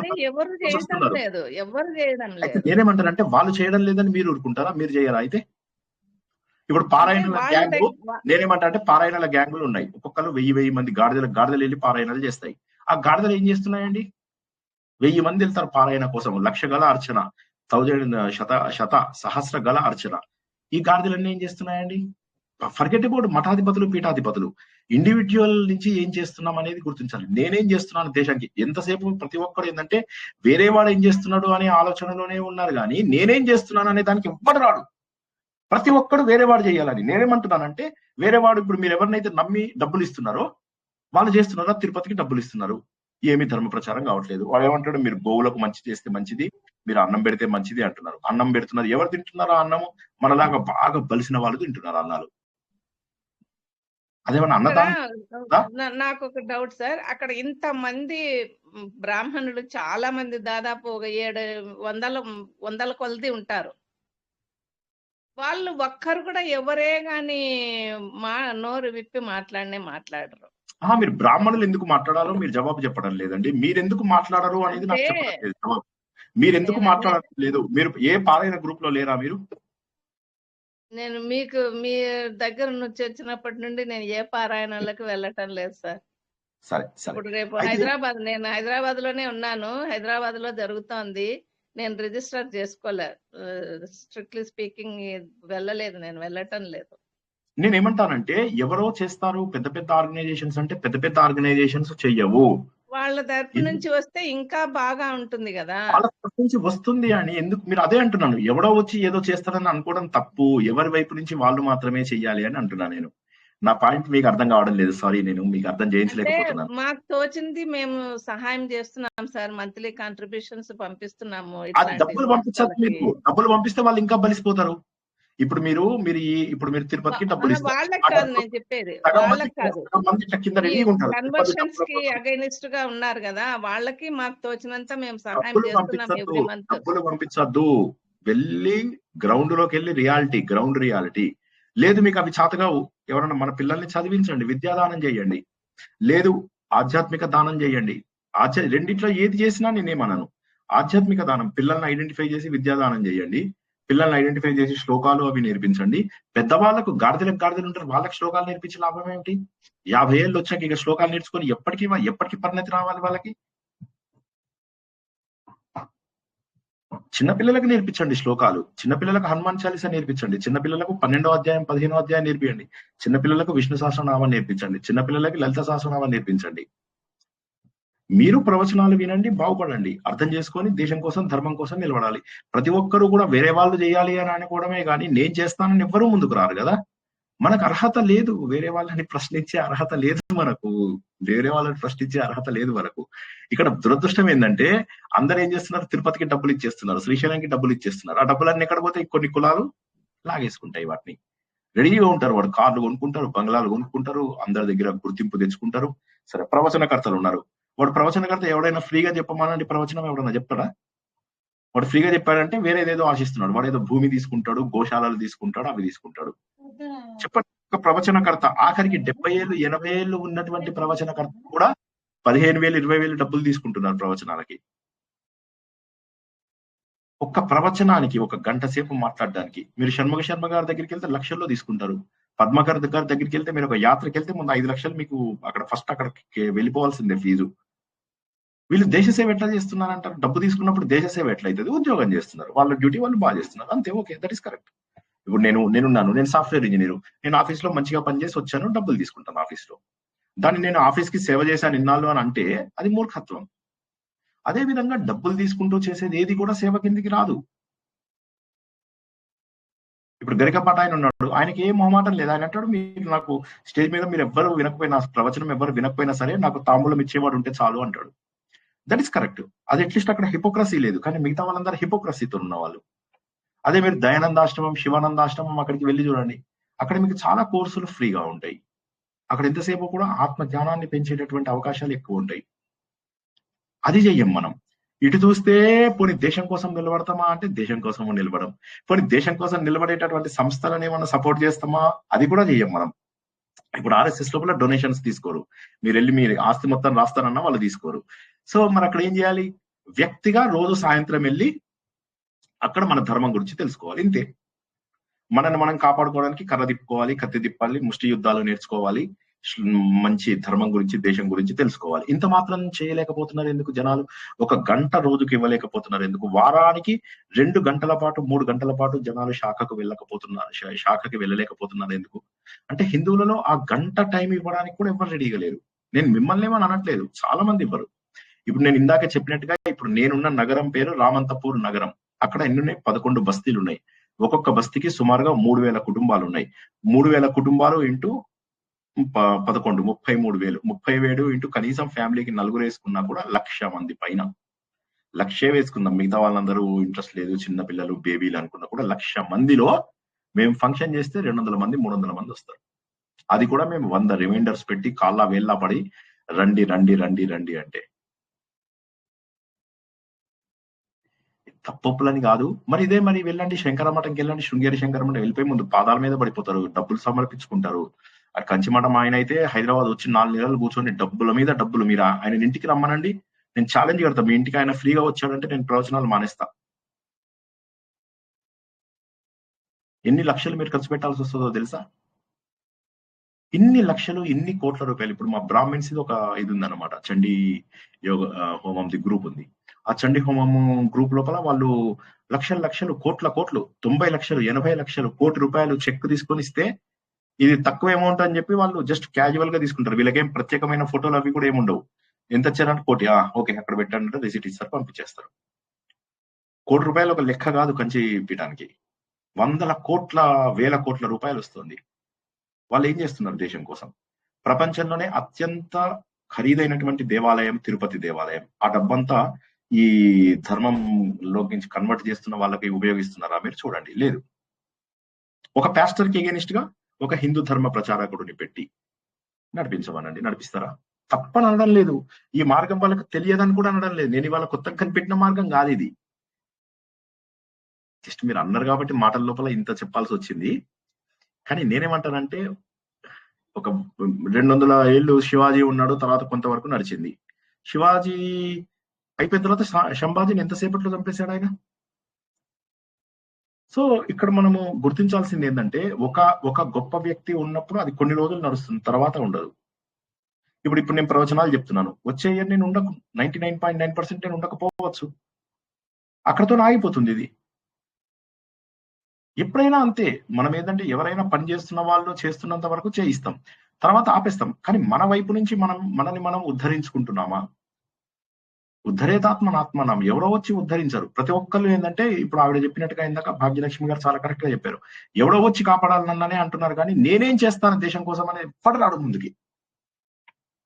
ఒక్కడు కూడా నేను చేస్తాను, ఇప్పుడు మొత్తం త్యాగం చేస్తాను అని చెప్పి. ఇప్పుడు మీరు RSS లో చూసుకున్న వాళ్ళు ఉంటే చాలా మంది ఉద్యోగాలు ఉండవు. చాలా మందికి ప్రచారకులలో ఉన్న వాళ్ళు ఎక్కడ పడితే అక్కడే పడుకుంటారు, ఎక్కడ పడితే అక్కడే ఎవరింట్లో పడితే వాళ్ళ ఇంట్లోనే ఉంటారు. ఎవరింట్లో పడితే వాళ్ళ ఇంట్లో ఏ టైంలో భోజనం పెడితే ఆ టైంలో భోజనం తింటారు. అలా కష్టపడే వాళ్ళని మనం గుర్తిస్తున్నామా? 100 సంవత్సరాల పాటు ఏమి చేయకుండా, ఏమి ఆశించకుండా ప్రపంచం నుంచి, అంటే మనకేంటంటే మన కోరికలు తినాలి ముందు. మన ఇంట్లో మన పిల్లలు బాగుండాలి, మన మనవాళ్ళు బాగుండాలి. పర్ఫెక్ట్, అందులో ఏం తప్పు లేదు. నేను తప్పనంటే నేను పరమ దుర్మార్గుణ్ణి. నాకు కూడా పిల్లలు ఉన్నారు కదా. నాకు కొడుకు పుట్టాడు ముందు, తర్వాత కూతురు పుట్టింది. కూతురు పుట్టింది కదా అని కొడుకుని బయటపడేస్తారా? ఇద్దరి మీద ప్రేమ ఉంటది. అదే విధంగా రేపు వీళ్ళకి మన వాళ్ళు పుడితే వాళ్ళ మీద కూడా ప్రేమ ఉంటుంది. అది మనం ఇక జీవితం అంతా అదే లైన్ లో వెళ్ళిపోదామా? ఇంకా వేరే ఆలోచన వద్దా మనకు? అన్నాలు తినడము, టైం వచ్చినప్పుడల్లా ప్రవచనాల నుంచి పారిపోవడము, ఇవే నా జీవితంలో అవకాశం దొరికింది కదా ప్రవచనాల నుంచి పారిపోదాం. మొన్న 21 days అటెండ్ అవ్వని వాళ్ళని కొంతమందిని ఆటోమేటిక్ గా కొంతమంది సీనియర్ పీపుల్ ని తీసేస్తే నాకు ఆశ్చర్యం వేసింది. 15-20 మంది వెళ్ళిపోయారు అందులో నుంచి ఆటోమేటిక్ గా. టూల్ తీసేసింది. అంటే ఏంటి? వాళ్ళు ఏదో టైం పాస్కి వచ్చారు, వాళ్ళ స్వార్థం కోసం వచ్చారు. వాళ్ళు ఈ నాలెడ్జ్ ని వేరే చోట వాడుకుంటారు. వాడుకొని వేరే వాళ్ళకి ప్రవచనాలు చెప్తూ వాళ్ళు ఏం చేస్తారు, అక్కడ ఇప్పుడు ఒక ఆయన వాళ్ళేంది ఆయన చాగంటి గారి గ్రూప్ లో అట్లా ఇట్లా ఉంటారు. ఆయన ఇక్కడ ఆయనకి ఇది లేదు, ఇక్కడ పెద్ద గ్రూప్ తయారవ్వము, గుంపులు తయారవ్వము. ఆయన పోయి ఆ గ్రూప్లలో బాగా యాక్టివ్గా ఉంటాడు. ఎందుకంటే అక్కడ గుంపులు ఉంటాయి, వాళ్ళందరూ కలిసి రకరకాల ఇవి చేస్తారు, గలీజ్ మాటలు మాట్లాడుకుంటారు. వీడు అమ్ముతాడు, ఒక ట్రావెల్ ఏజెంట్ ఉంటాడు, వాళ్ళ గ్రూప్ లోపల ఒక ట్రావెల్ ఏజెంట్ ఉంటాడు. అందరి ట్రావెల్ వాళ్ళు, ఒక IT వాడు ఉంటాడు, వాడు అందరి రెజ్యూమేలు ఫార్వర్డ్ చేస్తాడు. ఇంకోటి నెట్వర్క్ ఫామ్ చేస్తున్నారు వాళ్ళు. అక్కడ భక్తి ఎక్కడి నుంచి వచ్చింది? ఇంకోటి బ్యాంక్ వాడు ఉంటాడు, బ్యాంక్ పనులన్నీ చేస్తూ ఉంటాడు. ట్రావెల్ వాడు ట్రావెల్ పనులని. ఇట్లా వాళ్ళు గుంపుగా తయారయ్యారు. కానీ అందులో భక్తితోటి కలిసిన వాళ్ళు ఎవరు లేరు. ఒక ఆవిడ చీరలు అమ్ముతుంది. జై శ్రీరామ్. అంతరాయతి మిరోపశాంతయే శాంత పావనమచించ వైభవం తం నరం వపుషి కుంజరం ముఖే మన్మహే కిమపి తుందిలం మహః వసుదేవసుతం దేవం కంసచాణూరమర్ధనం దేవకీ పరమానందం కృష్ణౌ వందే జగద్గురుం జననీ జన్మభూమిశ్చ స్వర్గాదపి గరీయసి మాతృదేవో భవ. భగవద్బంధువులకు, ఆత్మస్వరూపులకు, సత్యాన్వేషులకు స్వాగతం, సుస్వాగతం. భగవంతుడు సర్వత్రా వ్యాప్తి చెంది ఉన్నాడు.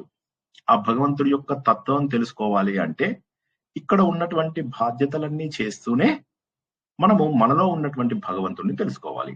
అయితే ఎన్ని చేసినా, ఎన్ని పూజలు చేసినా, ఎన్ని పారాయణలు చేసినా, ఎన్ని నోములు చేసినా, ఎన్ని రకాల శాంతులు, నక్షత్ర శాంతులు, గ్రహ శాంతులు చేసినా నాకు భగవంతుడు ఎందుకు కనిపించటం లేదు?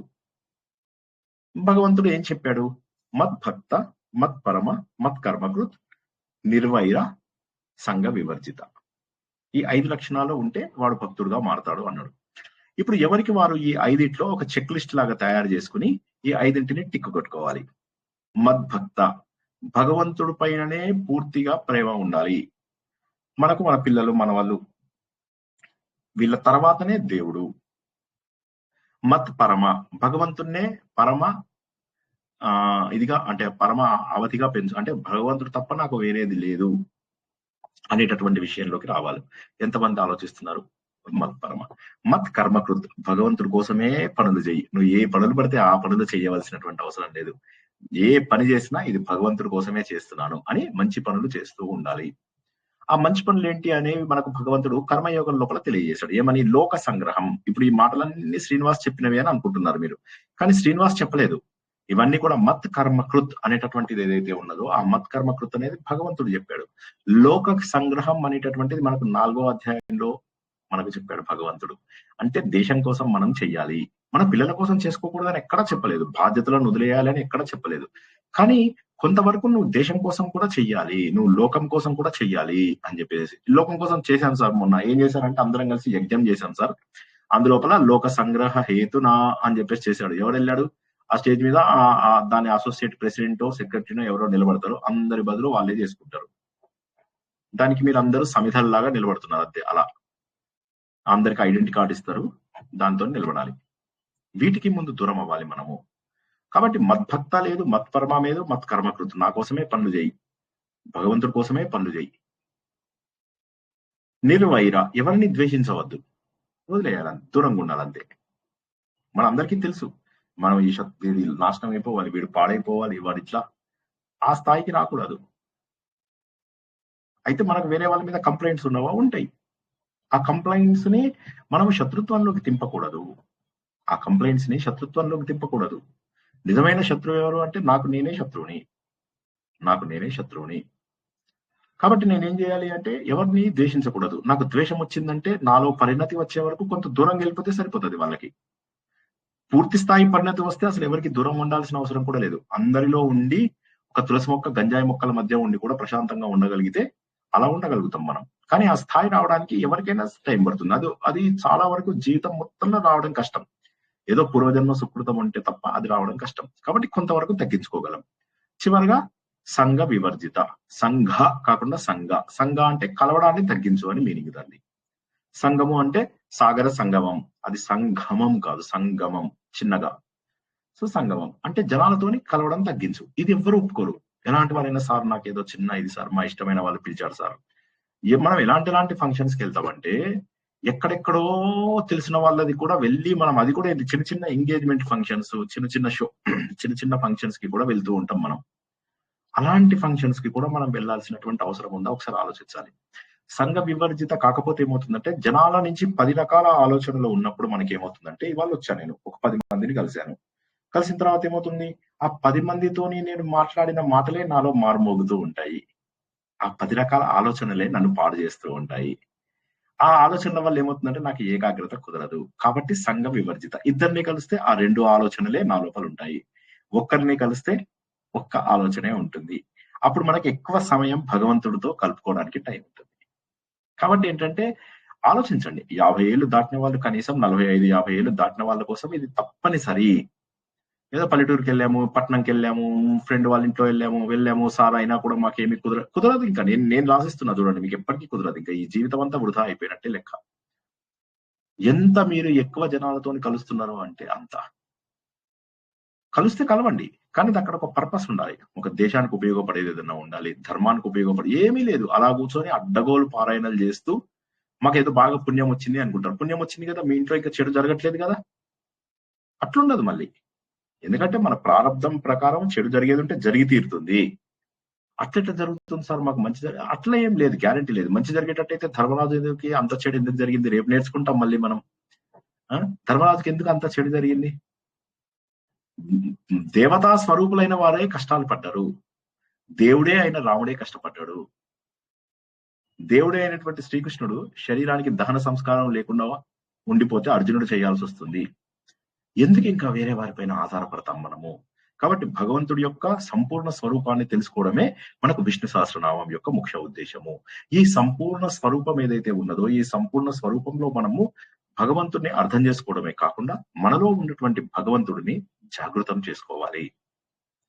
ఎప్పుడైతే మనలో ఉన్నటువంటి భగవంతుడిని జాగృతం చేసుకుంటామో అప్పుడు మనకు మెల్లమెల్లగా ఆ పొరలు తెగిపోతాయి. ఆ పొరలు తెగిపోయి మనలో ఉన్నటువంటి ఆ భగవంతుడు మనకు కనిపించడం అనేటటువంటిది జరుగుతుంది. మనము గత కొన్ని వారాలుగా మనకు ఇది జరగలేదు విష్ణు సహస్రనామము. అది మీరు అందరూ కూడా చక్కగా ప్రాక్టీస్ చేసుకున్నారని ఆశిస్తున్నాను. ఏప్రిల్ 3వ తారీఖుకి నాకు ఆడిట్స్ అయిపోతాయి.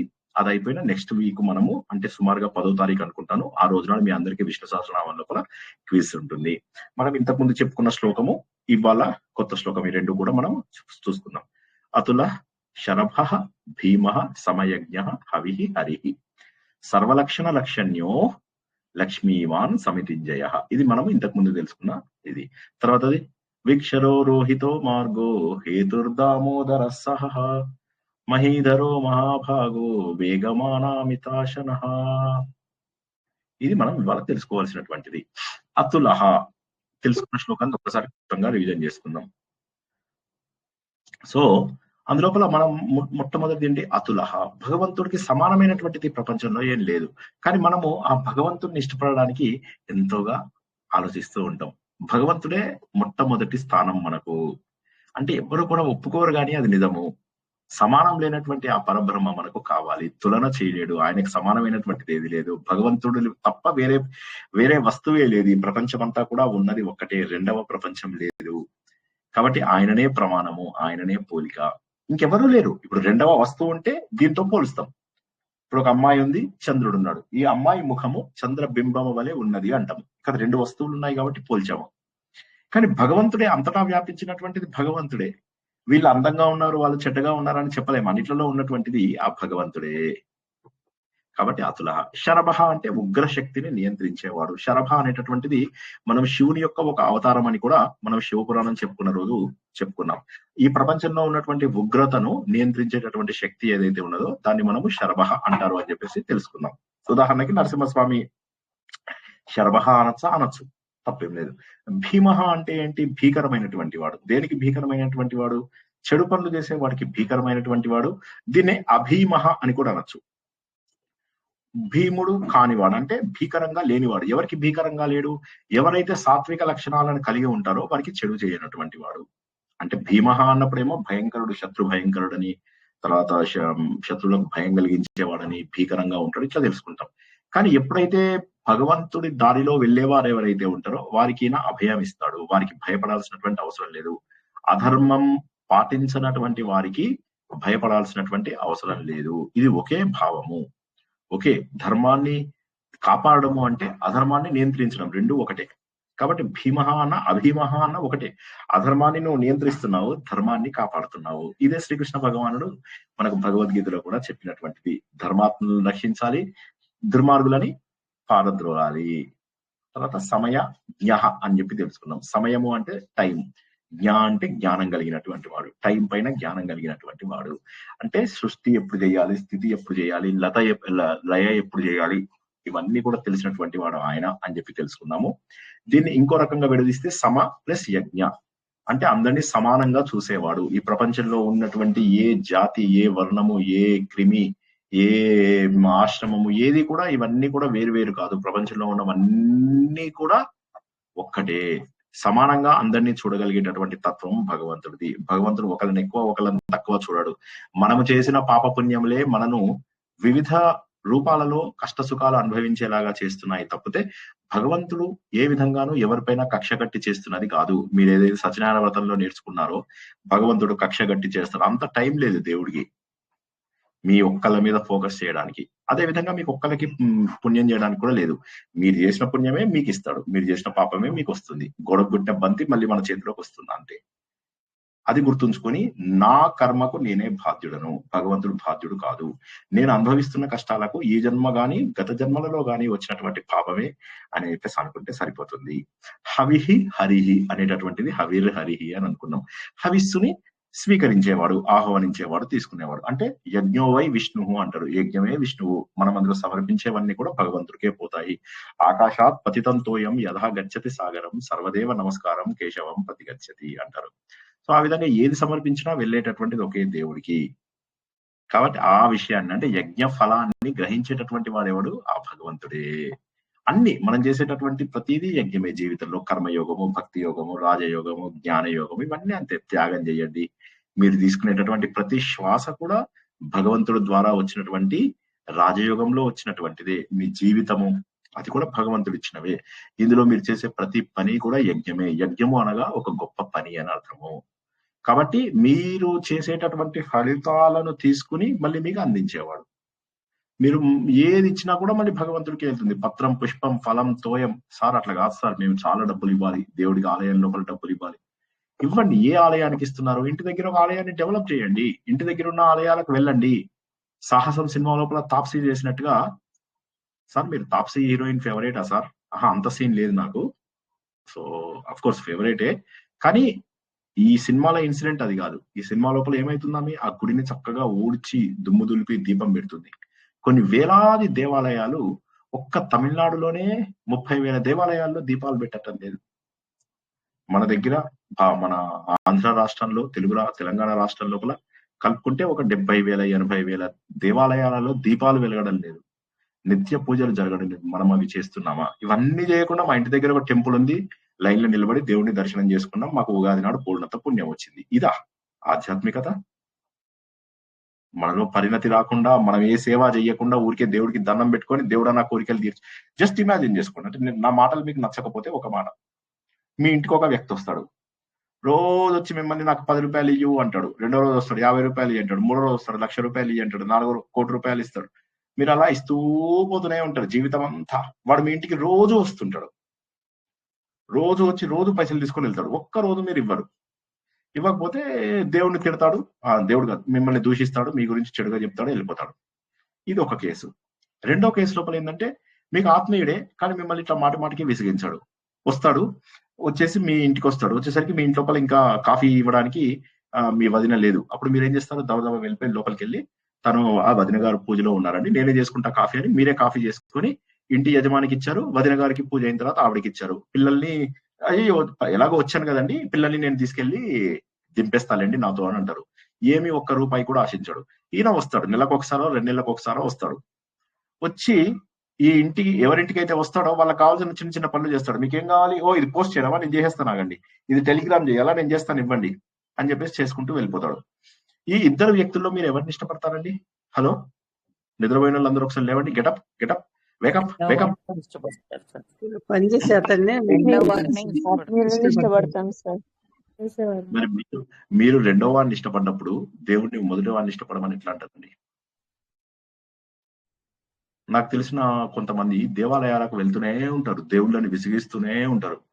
జస్ట్ ఇమాజిన్ చేసుకోండి, ఆ లైన్ లోపల మీరు వస్తుంటే దేవుడు నిజంగానే దేవుడు ఉండి గనక అక్కడ మిమ్మల్ని చూస్తూ గనక ఉంటే ఎంత అసహించుకుంటాడు ఒకసారి చెప్పండి. మళ్ళా వచ్చిందిరా ఈమె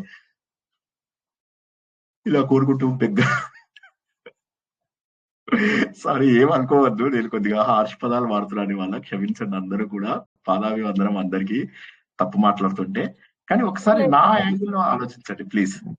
అడగడం మానేశాను సార్, ఏం అడగట్లేదు సార్. ఇంకా ఒకరి గురించి కాదు, జనరల్ గా జరిగేది చెప్తున్నాను. అంటే మనం చూడాల్సింది ఏంటంటే జస్ట్ ఒక్కసారి ఆలోచించండి. అంటే మీరు మనమంతా సామాన్య మానవులం. మనమే మన ఇంటికి రెగ్యులర్ గా బెగ్గింగ్ చేసే వాళ్ళని ఎంత సహించుకుంటాము. అదే మన ఇంటికి వచ్చి మనకు చేదోడు వాదోడుగా ఉంటూ మన పిల్లల్ని స్కూళ్ళలో డ్రాప్ చేసి మనం ఏమైనా చిన్న పనులు చేస్తూ మన నుంచి ఏమీ ఆశించకుండా ఉన్న వాళ్ళకి నిజంగా రేపు ఏదైనా చేయాల్సి వస్తే మనం ఫస్ట్ రెండో వ్యక్తికి చేస్తాం. మా ఇంటికి ఈయన వచ్చేవాడు, మా ఆటో డ్రైవర్ వచ్చేవాడు. ఆయన డబ్బు అవసరమైనప్పుడల్లా అడిగేవాడు, ఇచ్చేవాళ్ళం. ఇస్తే నేను మర్చి కూడా పోయేవాడిని. నాకు ఫోన్ చేసి మళ్ళీ నాతో టైము స్కెడ్యూల్ చేసుకొని ఇంటికి వచ్చి మా ఇంట్లో కూర్చొని ఆ డబ్బులు ఇచ్చి మళ్ళీ వెళ్ళేవాడు. నేనే అనేవాడిని, ఎందుకు అవసరం ఏముంది, చిన్న అమౌంటే కదా అంటే, వద్దు సార్ అట్లా వద్దు సార్, 2 ఆడపిల్లల్ని చదివిస్తున్నాను. 2 ఆడపిల్లలు ఇప్పుడు న్యూయార్క్ లో ఉన్నారు. నేనేమంటున్నానంటే సంస్కారం, ఒక వ్యక్తికి సంస్కారము నువ్వు చేసే పని వల్ల రాదు.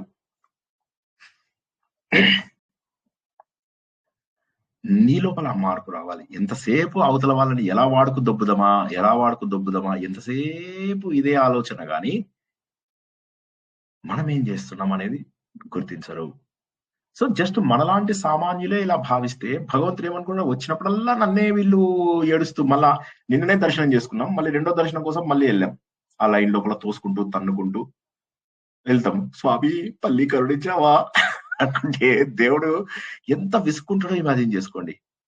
మీరు చేసే విశ్వం విష్ణురు వషట్కారు డిష్కుం డిష్కుం డిష్కుం ఎన్ని దెబ్బలు తింటాడో చూసుకోండి. దేవుడితో యుద్ధం ప్రకటిస్తారా మీరు? జయ హనుమాన జ్ఞానగుణ సాగర ఎంత పశువుల్లాగా ఎంత ఫాస్ట్ గా చదువుతారు? పశువులమా మనము? భౌ భౌ భౌ భౌ భౌ భౌ భౌ భౌ భౌ భౌ కుక్కల్లాగా నక్కల్లాగా చేయడానికి మనస్సు గుండె దాటాలి. ఎట్లా ఉంటది? పవిత్రంగా పాడాలి.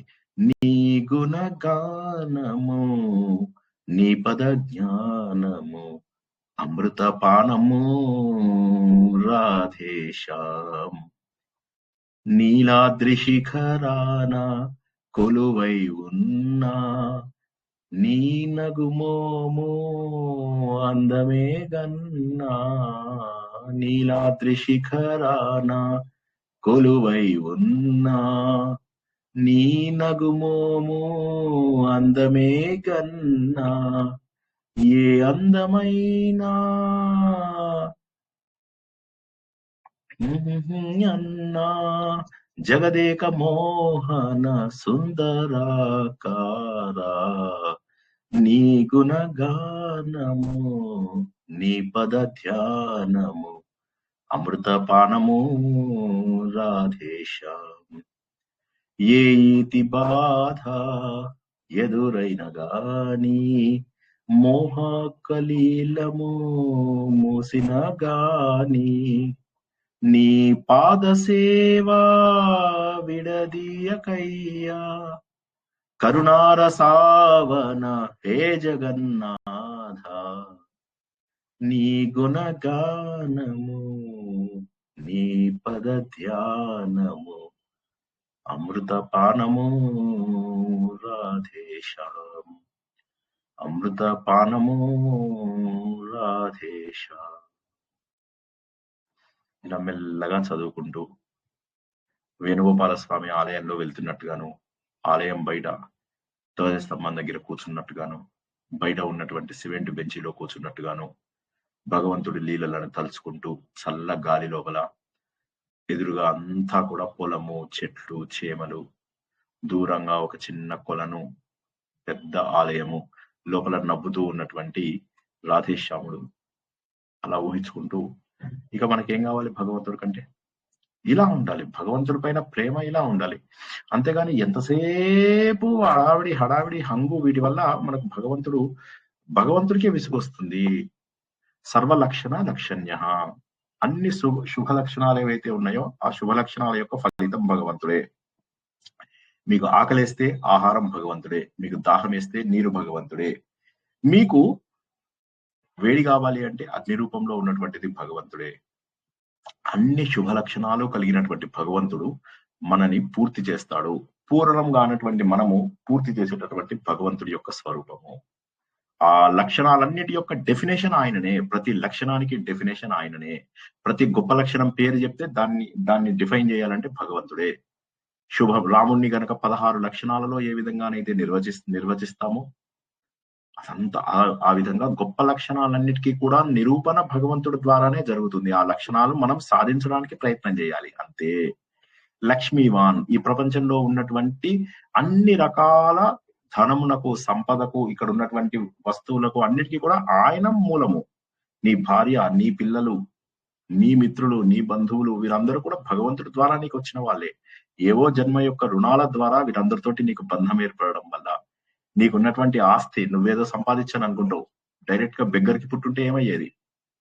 బెగ్గరికి పుట్టకుండా డైరెక్ట్ గా అంబానీకో వారెన్ బఫెట్ కో పుట్టుంటే ఎట్లా ఉండేది? పుట్టడంతో బిలియనీర్గా పుట్టుండేవాడివి కదా. ఏ నాగార్జునకో వెంకటేష్కో పుట్టుంటే, చిరంజీవికి పుట్టుంటే కొడుకుగా పుట్టుకతోటే ధనవంతుడు అయిపోయేవాడు. అదే విధంగా మనకి ఇక్కడ దొరుకుతున్నటువంటి ప్రతి సంపదకు మూలము భగవంతుడే ఒకటి. రెండవది ఏంటి, ప్రపంచంలో ఉన్నటువంటి పంచభూతాల రూపంలో మనకు వాయువు ఇస్తున్నది భగవంతుడే. ఆక్సిజన్ తక్కువైతే ఆక్సిజన్ సిలిండర్ పెట్టి చూడండి ఎంత కాస్ట్లీ అవుతుందో చూడండి ఒకసారి. ఒక కన్ను పోతే ఒక కన్ను రావడం ఎంత కష్టం, ఒక కాలేయం పోతే కాలేయం రావడం ఎంత కష్టం, ఒక మూత్రపిండాలు పోతే మూత్రపిండాలు ఎంత కష్టం. భగవంతుడు అన్ని ఫ్రీగా ఇచ్చినందుకు అని చెప్పేసి మనం భగవంతుని we're taking him for granted.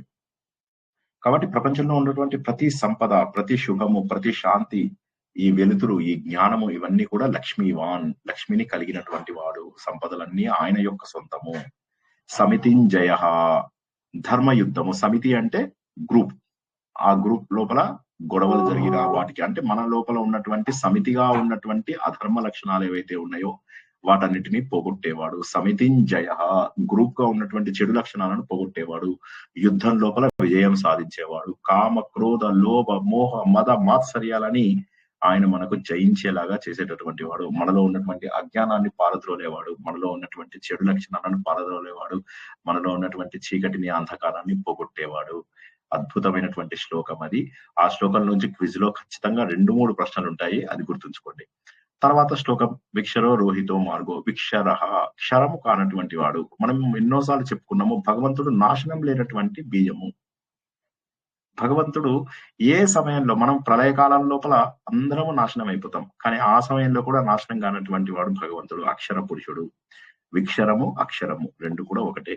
రోహితము అంటే మత్స్యావతార రూపం లోపల ఈ రోహితం అనే రెడ్ ప్లస్ ఆరెంజ్ రంగు కలిసి ఉన్నటువంటి రూపంలో కనిపించేవాడు. అంటే సూర్యుని యొక్క వెలుతురు రూపము, అంటే జ్ఞాన రూపము. రోహితము అంటే ఏంటి అంటే జ్ఞాన రూపము అని అర్థం చేసుకోండి. రోహితుడు అంటే జ్ఞాన రూపము. వేద మంత్రాల నుంచి ఈ జ్ఞాన రూపాన్ని మనం స్తుతిస్తాము. వేద మంత్రాలు ఎందుకు చదువుతాం మనము? దేవుడా, నాలో ఉన్నటువంటి అజ్ఞానాన్ని పోగొట్టు. వేదాలని చదివిన ప్రతిదీ కూడా ఓంకారము అర్థం ఏమిటి? ఓంకారం అర్థం గాయత్రి. ఆ ఉ మా యొక్క పూర్తి అర్థము గాయత్రి మంత్రం. ఆయన ఏం చేశారు, విశ్వామిత్రుడు అందరికీ కూడా వేదాలలో ఉన్నటువంటి మంత్రాన్ని అందరికీ అందించాలనుకున్నాడు. వేదాలు ఏమి చూస్తేనేమో ఇంత పెద్దగా ఉన్నాయి. ఆ వేదాలు ఎక్కడి నుంచి వచ్చాయని చూసుకుంటూ వెళ్ళారు ఆయన. ఓం అని తెలిసిపోయింది. ఓఫ్, ఇంతేనా ఓం కదా, ఈ ఓంలోంచి నేను 3 చరణాలు తీసుకొస్తాను అని చెప్పేసి అప్పుడు ఆయన 3 చరణాలను తీసుకొచ్చాడు.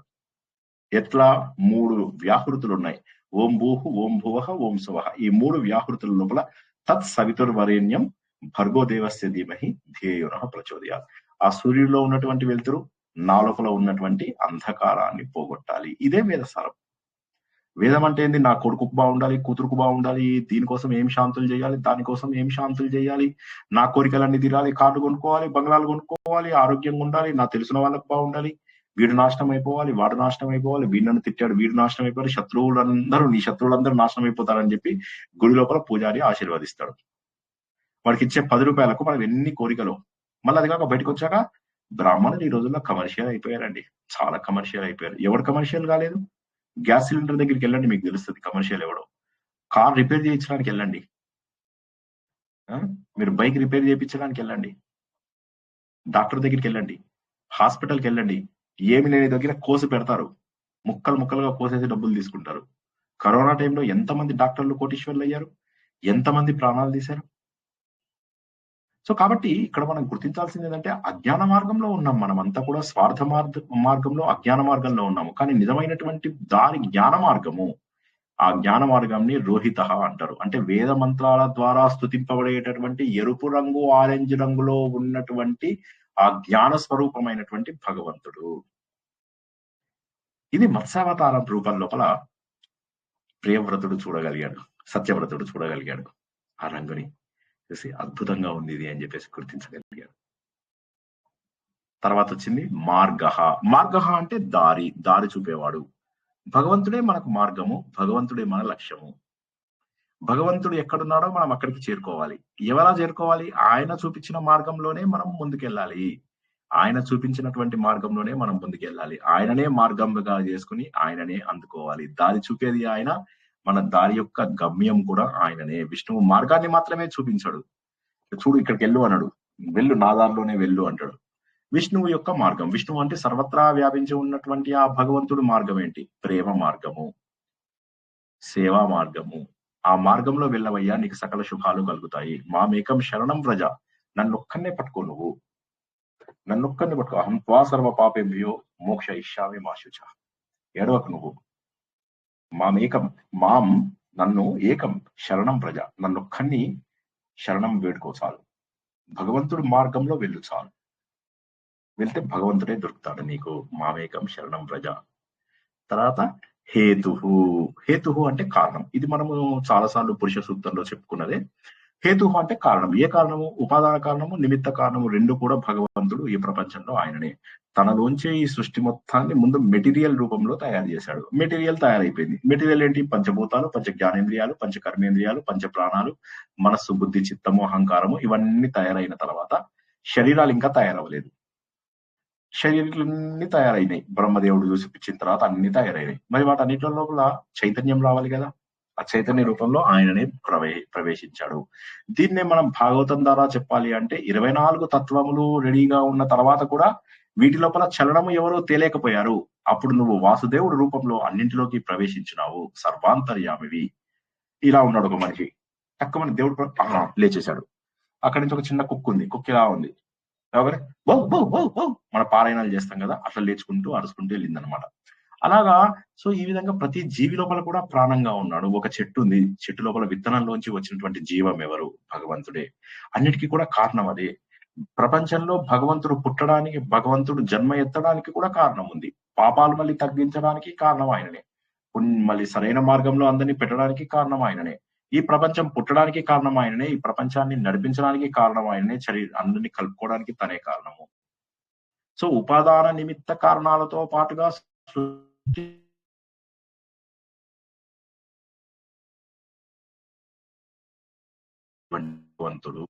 భగవంతుడు విష్ణువు. కట్ అయిందా అండి కాలు? హలో, బ్రేక్ అయింది సార్. సరే. అప్పుడు ఆయన ఏమంటున్నాడంటే ఆ విధంగా భగవంతుడి గురించి తెలుసుకున్నాం మనం. అన్నిటికీ ఆయనే కారణం అని. ఇక దామోదర అంటే రెండు చెప్పుకున్నాము. ఆయన శరీరంలో లోకాలన్నీ ఉన్నటువంటి వాడు అని చెప్పేసి అనుకున్నాము. ఓకే. రెండవది అంటే దామము అంటే లోకాలు, ఉదరము అంటే కడుపు. దామములన్నీ కూడా తన కడుపులో పెట్టుకున్నటువంటి వాడు భగవంతుడు అనేటటువంటిది ఒక అర్థం అయితే, రెండవ అర్థం ఏంటంటే యశోద మాత ఆయనకు కడుపుకి దామం కట్టింది. తాడు కట్టడానికి ప్రయత్నం చేసింది. ప్రతిసారి కూడా 2 అంగుళాలు తక్కువ. చివరిగా ఎప్పుడైతే ప్రేమ భక్తి ఏవైతే వచ్చాయో అప్పుడు ఆయన దొరికాడు. అంటే ప్రేమకు మాత్రమే బంధింపబడతాడు అనేటటువంటిది. అది ఈ ప్రపంచమంతా కూడా ఆయనలోనే ఉంచుకున్నటువంటి వాడు అని 2 అర్థాలు వచ్చాయి ఇక్కడ మనకు. దామోదర అంటే ప్రేమకు మాత్రమే బంధింపబడేటటువంటి వ్యక్తి. అంటే పవిత్ర హృదయంతోనే భగవంతుడికి. సార్ నేను 1000 పారాయణ చేసిన సార్, 1,00,000 పారాయణ చేసిన సార్, మంచిగా మేము లాల్చీలు వేసుకున్నాము, పైజమాలు వేసుకున్నాము, విభూతి రేఖలు పెట్టుకున్నాము, బొట్లు పెట్టుకున్నాము, ఆడవాళ్ళేమో ఐడెంటిటీ కార్డు పెట్టుకున్నారు, చీరలు కట్టుకున్నారు. అందరూ ఒకటే రకమైన చీరలు, అందరికి ఐడెంటిటీ కార్డులు, పారాయణ చేసేవాడు అని. మళ్ళా ఆర్గనైజర్స్ ఉంటారు, స్టేజ్ పైన తిరుగుతూ ఉంటారు అడ్డగాడిలాగా. వాళ్ళు ఇవన్నీ ఏంటంటే వీటితోటి దేవుడు దొరకడు. భక్తికి మాత్రమే దేవుడు సులభుడు, భక్త సులభుడు మాత్రమే. అటువంటి భక్త సులభుడైనటువంటి పరమాత్మ ఎవరైతే ఉంటారో ఆయన దామోదరుడు. జస్ట్ నడుముకు తాడు కట్టిన వాడు అంటే సరిపోదు దామోదరుడు అని. కడుపులో అన్ని లోకాలు ఉంచుకున్నాడు అంటే కాదు. మనందరినీ భక్తి ద్వారా తన దగ్గరికి చేర్చుకునేటటువంటి వాడు మార్గ అని మనం తెలుసుకున్నాము. ఆయననే మార్గము, ఆయననే మన లక్ష్యము. ఒక తల్లి ప్రేమకే బంధింపబడినటువంటి ఆయన ఇంకా దేనికి కూడా బంధింపబడలేదు. ప్రపంచాలన్నీ కూడా తనలో ఇముడ్చుకున్నటువంటి భగవంతుణ్ణి ఒక తాడుతో కట్టేయగలిగింది అంటే కేవలం భక్తి. సో ఈ భక్తి అనేటటువంటిది ఏంటి అంటే పరబ్రహ్మని అందుకోవడానికి ఒక గొప్ప ఆయుధము. తర్వాత వచ్చేది సహహ అంటే సహనము కలిగినటువంటి వాడు, ధారణ శక్తి బాగా ధారణ అంటే పట్టుకోగలిగే శక్తిని కలిగినటువంటి. మామూలుగా డైరెక్ట్ మీనింగ్ తీసుకుంటే భగవంతుడికి చాలా సహనం ఉంది, నిజమే. భూదేవికి సహనం లేదా? ఉంది. లోపల మనం ఎన్ని దోషాలు చేస్తున్నాం, ఎన్ని తప్పులు చేస్తున్నాం, సహించడం లేదా? సహనం ఉంది. మన లోపల అజ్ఞానం ఉంది. అజ్ఞానం అంతా కూడా ఓర్పుగా చూస్తారు ఆయన. ఎప్పుడైతే పాపం పండుతుందో అప్పుడు మాత్రమే మనకు శిక్షలు వేసి మళ్ళీ తలలో కలుపుకుంటాడు. అది కూడా ఒక రకంగా మన మంచికే. ఇప్పుడు మన పాపాలు అలా పెరుగుతూ పాపాలకు పనిష్మెంట్ రాకపోతే ఎలాగా? పాపాలు పెరిగిపోతూ ఉంటాయి. అదే విధంగా భగవంతుడు సహనము మనకు 100 సంవత్సరాలు ఇచ్చాడు. 100 సంవత్సరాలు ఇవ్వకుండా చలో కానీ కంటిన్యూ అని చెప్పి జెల్లీ ఫిష్ అంతే, దానికి చనిపోవడం ఉండదు. అది ఎప్పటికప్పుడు తనను తను యంగ్గా చేసుకోగలదు. అది చనిపోదు, ఎప్పటికీ కూడా చనిపోదు.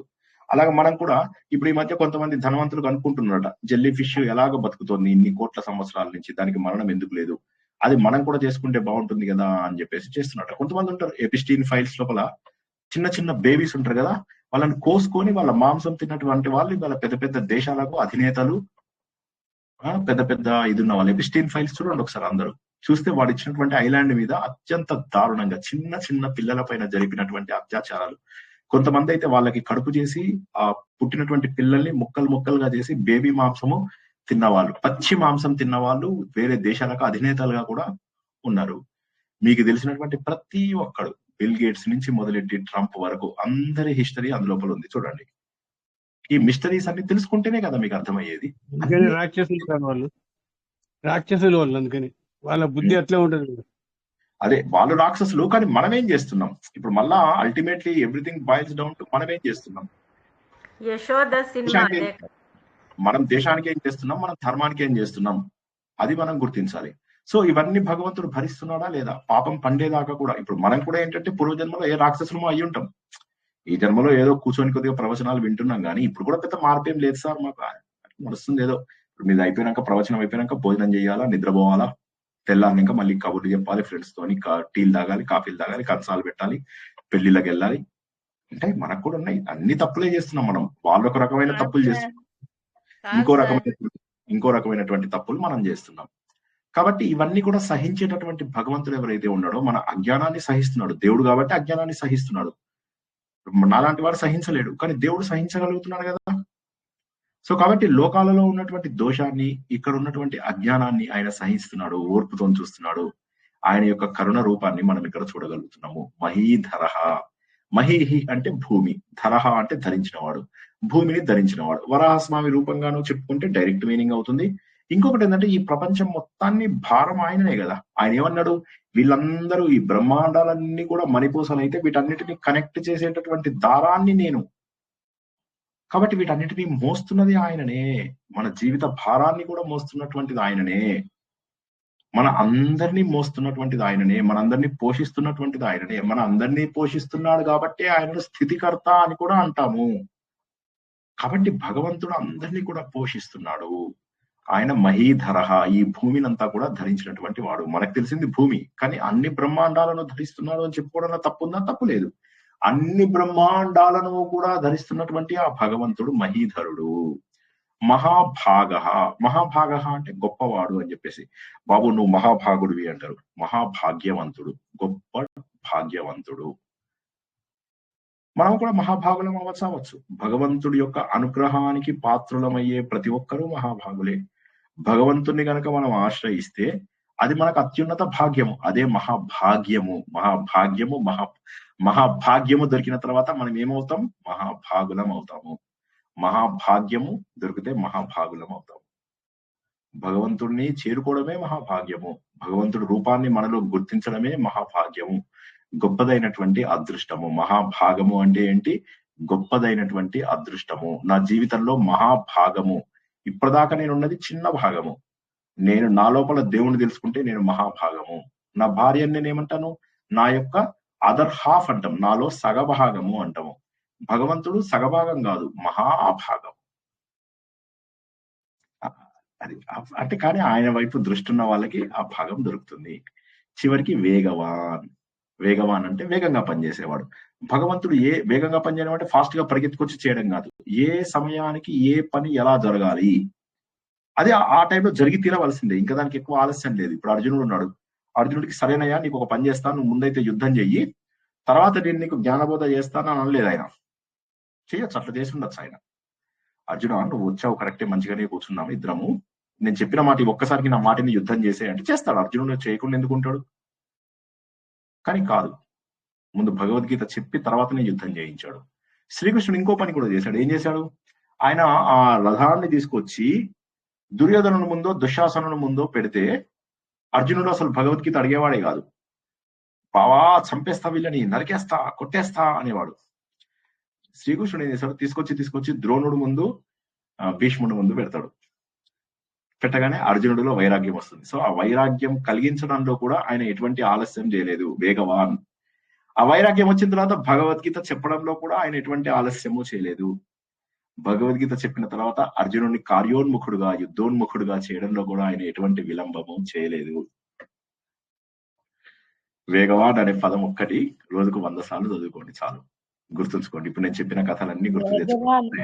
గురుగారు, వేగవాన్ అంటే ఇది గజేంద్ర మోక్షంలోని వెంటనే పరిగెట్టుకొని వెళ్ళిపోతాడు, ఏమీ ఆలోచించకుండా. ఈ శంకు చక్రం అన్ని వెనకాల పరిగెడతాయి. అంటే అది కథ అనుకోండి, అది నిజం కాదు కానీ ఓకే. అది అక్కడ దాని అర్థం మనం ఆల్రెడీ ఒకసారి తెలుసుకున్నాము. గజేంద్ర మోక్షం అనేది తత్వం. అక్కడ దేవుడు పరిగెత్తుకుంటూ వెళ్ళి చేయాల్సింది ఏది లేదు. ఆయన ముసలిని చంపాలంటే ఉఫ్ అంటే ముసలి చచ్చిపోయేది. కానీ అక్కడ జరిగింది ఏంటి? గజేంద్రుడు అంటే మనలో ఉన్న అజ్ఞానము. మనలో ఉన్న అజ్ఞానంని గజేంద్రుడు అంటారు. ఈ గజేంద్రుడు ఏంటి? నా భార్య ఇంపార్టెంట్, నా పిల్లలు ఇంపార్టెంట్, నా వస్తువులు ఇంపార్టెంట్ అనుకుని ఏం చేశాడు ఆయన? గజేంద్రుడు నీళ్ళలోకి దిగాడు. భార్యలందరూ కూడా నీళ్ళని ఆయన మీద పోస్తే ఆయన నీళ్లు తీసుకెళ్లి భార్యల మీద పోస్తారు. ఫ్రెండ్స్ అంతా కూడా ఆయనతో పాటు నీళ్ళలోకి దిగుతారు. బంధువులందరూ నీళ్ళలోకి దిగుతారు. పిల్లలందరూ నీళ్ళలోకి దిగుతారు. దిగిన తర్వాత ఎంజాయ్ చేస్తూ ఉంటాడు. అప్పుడు జీవితంలో ఒక సమస్య వచ్చింది ఆయనకి. ఆ సమస్య పేరు మొసలి. మొసలి ఎప్పుడైతే జీవితంలో వచ్చిందో రాగానే భార్యలందరూ ముందు బయటికి వారిపోతారు.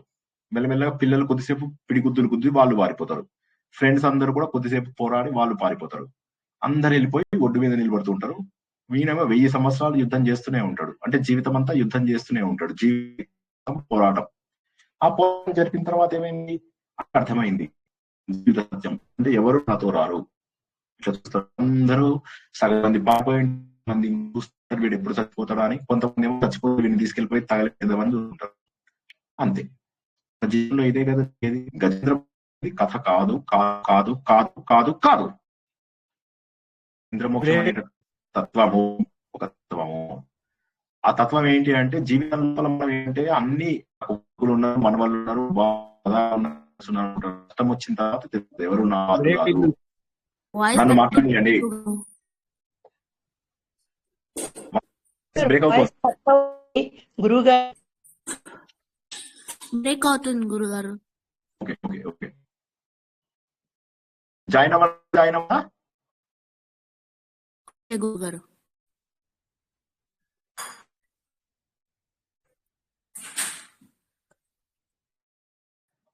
ఇప్పుడు ఏమన్నా బాగుందా? ఇప్పుడు బాగుంది గురుగారు. సో గజేంద్రుడు ఎంతసేపు కూడా చూసిందంటే అనుకున్న సమయం మ్యూట్ లో పెట్టుకోండి అందరు ప్లీజ్. మ్యూట్ లో డాక్టర్ శ్రేష్ఠ గారు పెట్టుకోండి, అందరు పెట్టుకోండి. అప్పుడు నా భార్య పిల్లలు నా చుట్టాలు అనుకున్న అయిపోయారు. వినిపించట్లేదు?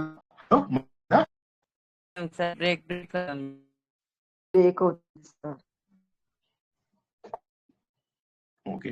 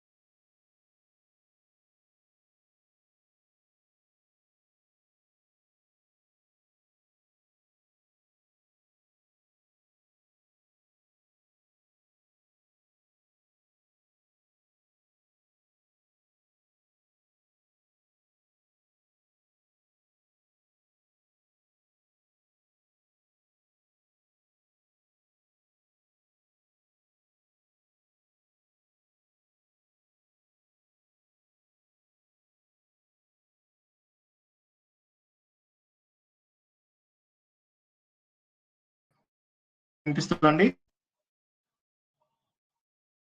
హలో,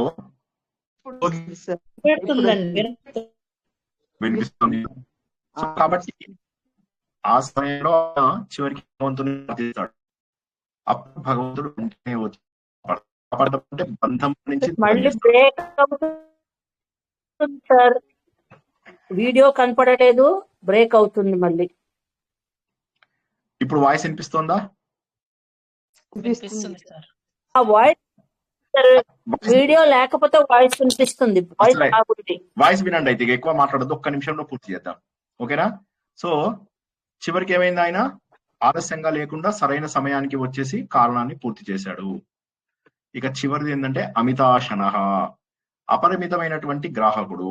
అపరిమితమైనటువంటి గ్రాహకుడు అంటే బాగా భోజనం చేసేవాడు అని మీనింగ్. ఆయన బాగా భోజనం చేయడం ఏమిటి? భగవంతుడు ఎక్కడైనా బాగా భోజనం చేస్తాడా? భగవంతుడు బాగా భోజనం చేయడం కాదు, అన్నింటినీ కూడా స్వీకరిస్తాడు అని చెప్పేసి మీనింగ్. ఇది భోజనాన్ని కాదు, మనం చేసేటటువంటి కర్మలు, మనం చేసేటటువంటి యజ్ఞాలు, మనం చేసేటటువంటి జీవితాలు, వీటన్నిటిని కూడా సరిగా స్వీకరించేటువంటి భగవంతుడు ఎవరైతే ఉన్నాడో ఆయన అన్నిటిని గురించి వారిని మన గ్రహము అనుగ్రహము అంటే మన యొక్క తర్వాత జన్మకు కావలసిన వీడియో ఆపండి గురుగారు, వీడియో కట్టియండి. అన్ని అందించేటటువంటి మహానుభావుడు, అటువంటి మహానుభావుడు భగవంతుడు. ఆయన గురించి ఈ శ్లోకాన్ని మనం పూర్తి చేసుకున్నాం. ఆముఖము వీడి ఆట కొరకు పాత్ర పోషణ చేసుకున్నది విశ్రమించి నీ పాదం ఆశ్రయించి పరమ కరుణ శ్రీ పాండురంగ.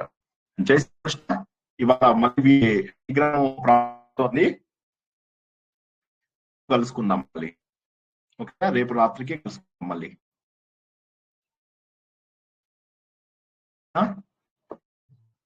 వినిపిస్తుంది? మాట్లాడండి. జై శ్రీకృష్ణ. రేపేనండి, రేపే. ఈ రోజు అయిపోయింది, రేపే. ఈ రోజు ప్రవచనం ముగిసింది.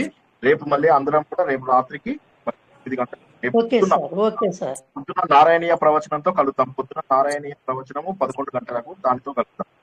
రేపు కంసుడి యొక్క వధ, రేపు నారాయణీయ ప్రవచనంలో కలుద్దాము. రేపు రాత్రికి కిరాతార్జునీయము, రేపు రాత్రికి యక్ష ప్రశ్నలు. సో రేపు పొద్దున 11 o'clock నారాయణీయము, రాత్రి 9 గంటలకు యక్ష ప్రశ్నలు కలుద్దాం. అంతవరకు కూడా అందరికీ శుభం కలుగుగాక. శుభం పోయా. జై శ్రీకృష్ణ. జై శ్రీకృష్ణ సార్.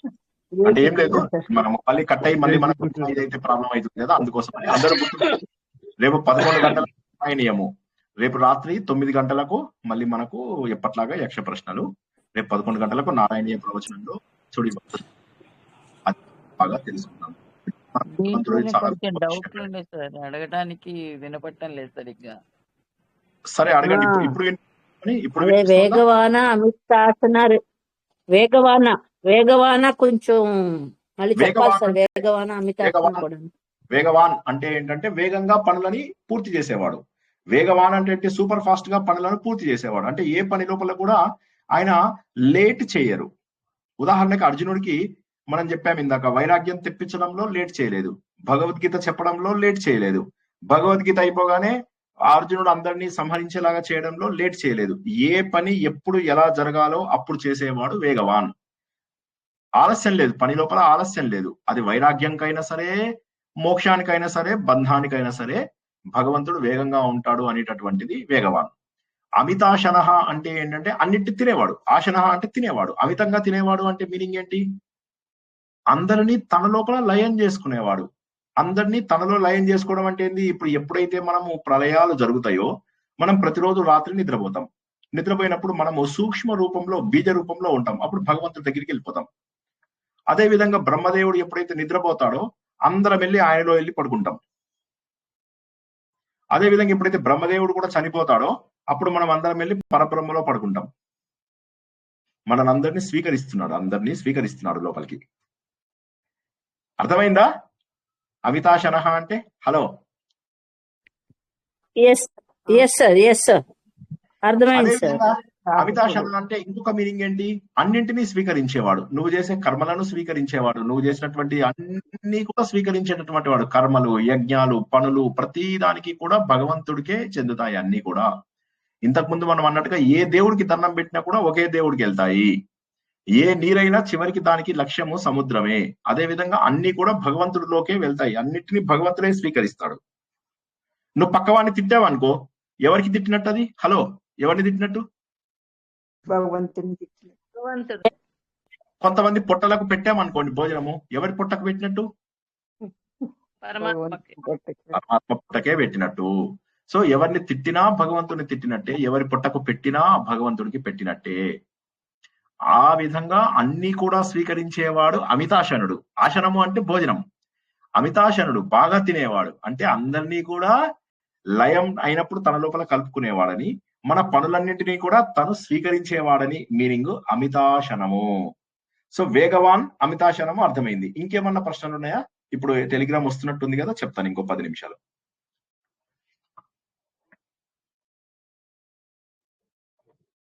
ఇంకెవరికైనా ఏ ప్రశ్న ఉన్నా కూడా. అంటే ఇక్కడ మనం క్లియర్ గా చెప్పుకోవాలి అంటే విక్షరహ అంటే ఏంటంటే భగవంతుడి యొక్క పరమాత్మ తత్వము, క్షరము కానటువంటి నిత్య తత్వము భగవంతుడిది. నిత్యము శాశ్వతము అయినటువంటి భగవంతుడి తత్వాన్ని తెలియజేసేది విక్షరము. సృష్టి యొక్క చలనము, సృష్టి యొక్క రంగు, జ్ఞానం యొక్క రంగు తెలిపేటటువంటిది రోహితము. సృష్టి కదులుతోంది, ఆ జ్ఞానం తెలుసుకోవడము, ఆ రంగు రెడ్ ఆరెంజ్ ఏవైతే తెలుసుకున్నామో అది రోహితము.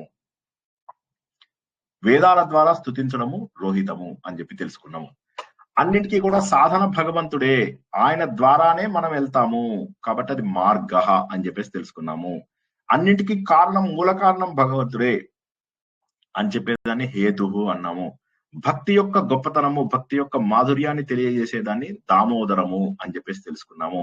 కరుణ, మనం చేసేటటువంటి పనులన్నింటినీ సహించేవాడు కాబట్టి సహహ అన్నాం. సహహ అంటే సహనం, సహనం కలిగిన వాడు సహహ. సహుడు, సహుడు, సహహ అంటే సహుడు, సహనము కలిగిన వాడు. చివరికి మహీధరుడు అంటే లోకాన్ని ధరించినటువంటి వాడు, గొప్పగా ధరించినటువంటి వాడు, అనేక బ్రహ్మాండములను తనను పట్టుకొని ఉన్నటువంటి వాడు. మహాభాగ గొప్ప భాగ్యము కలిగిన వాడు. నువ్వు కూడా భగవంతుడిని నీకు దర్శనం దొరకడము అంటే అది మహాభాగ్యము.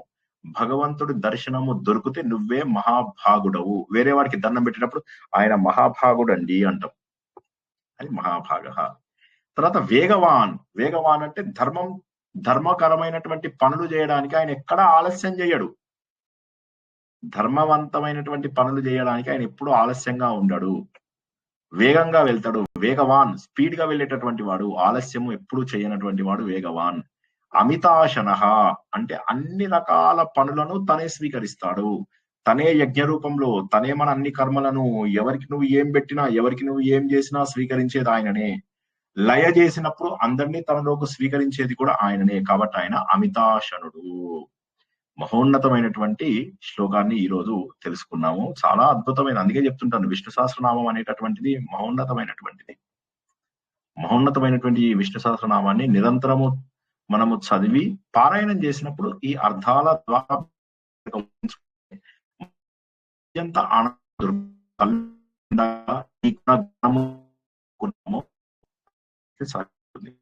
ఓకే.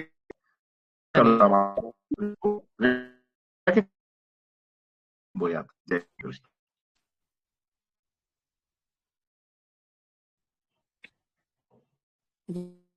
సార్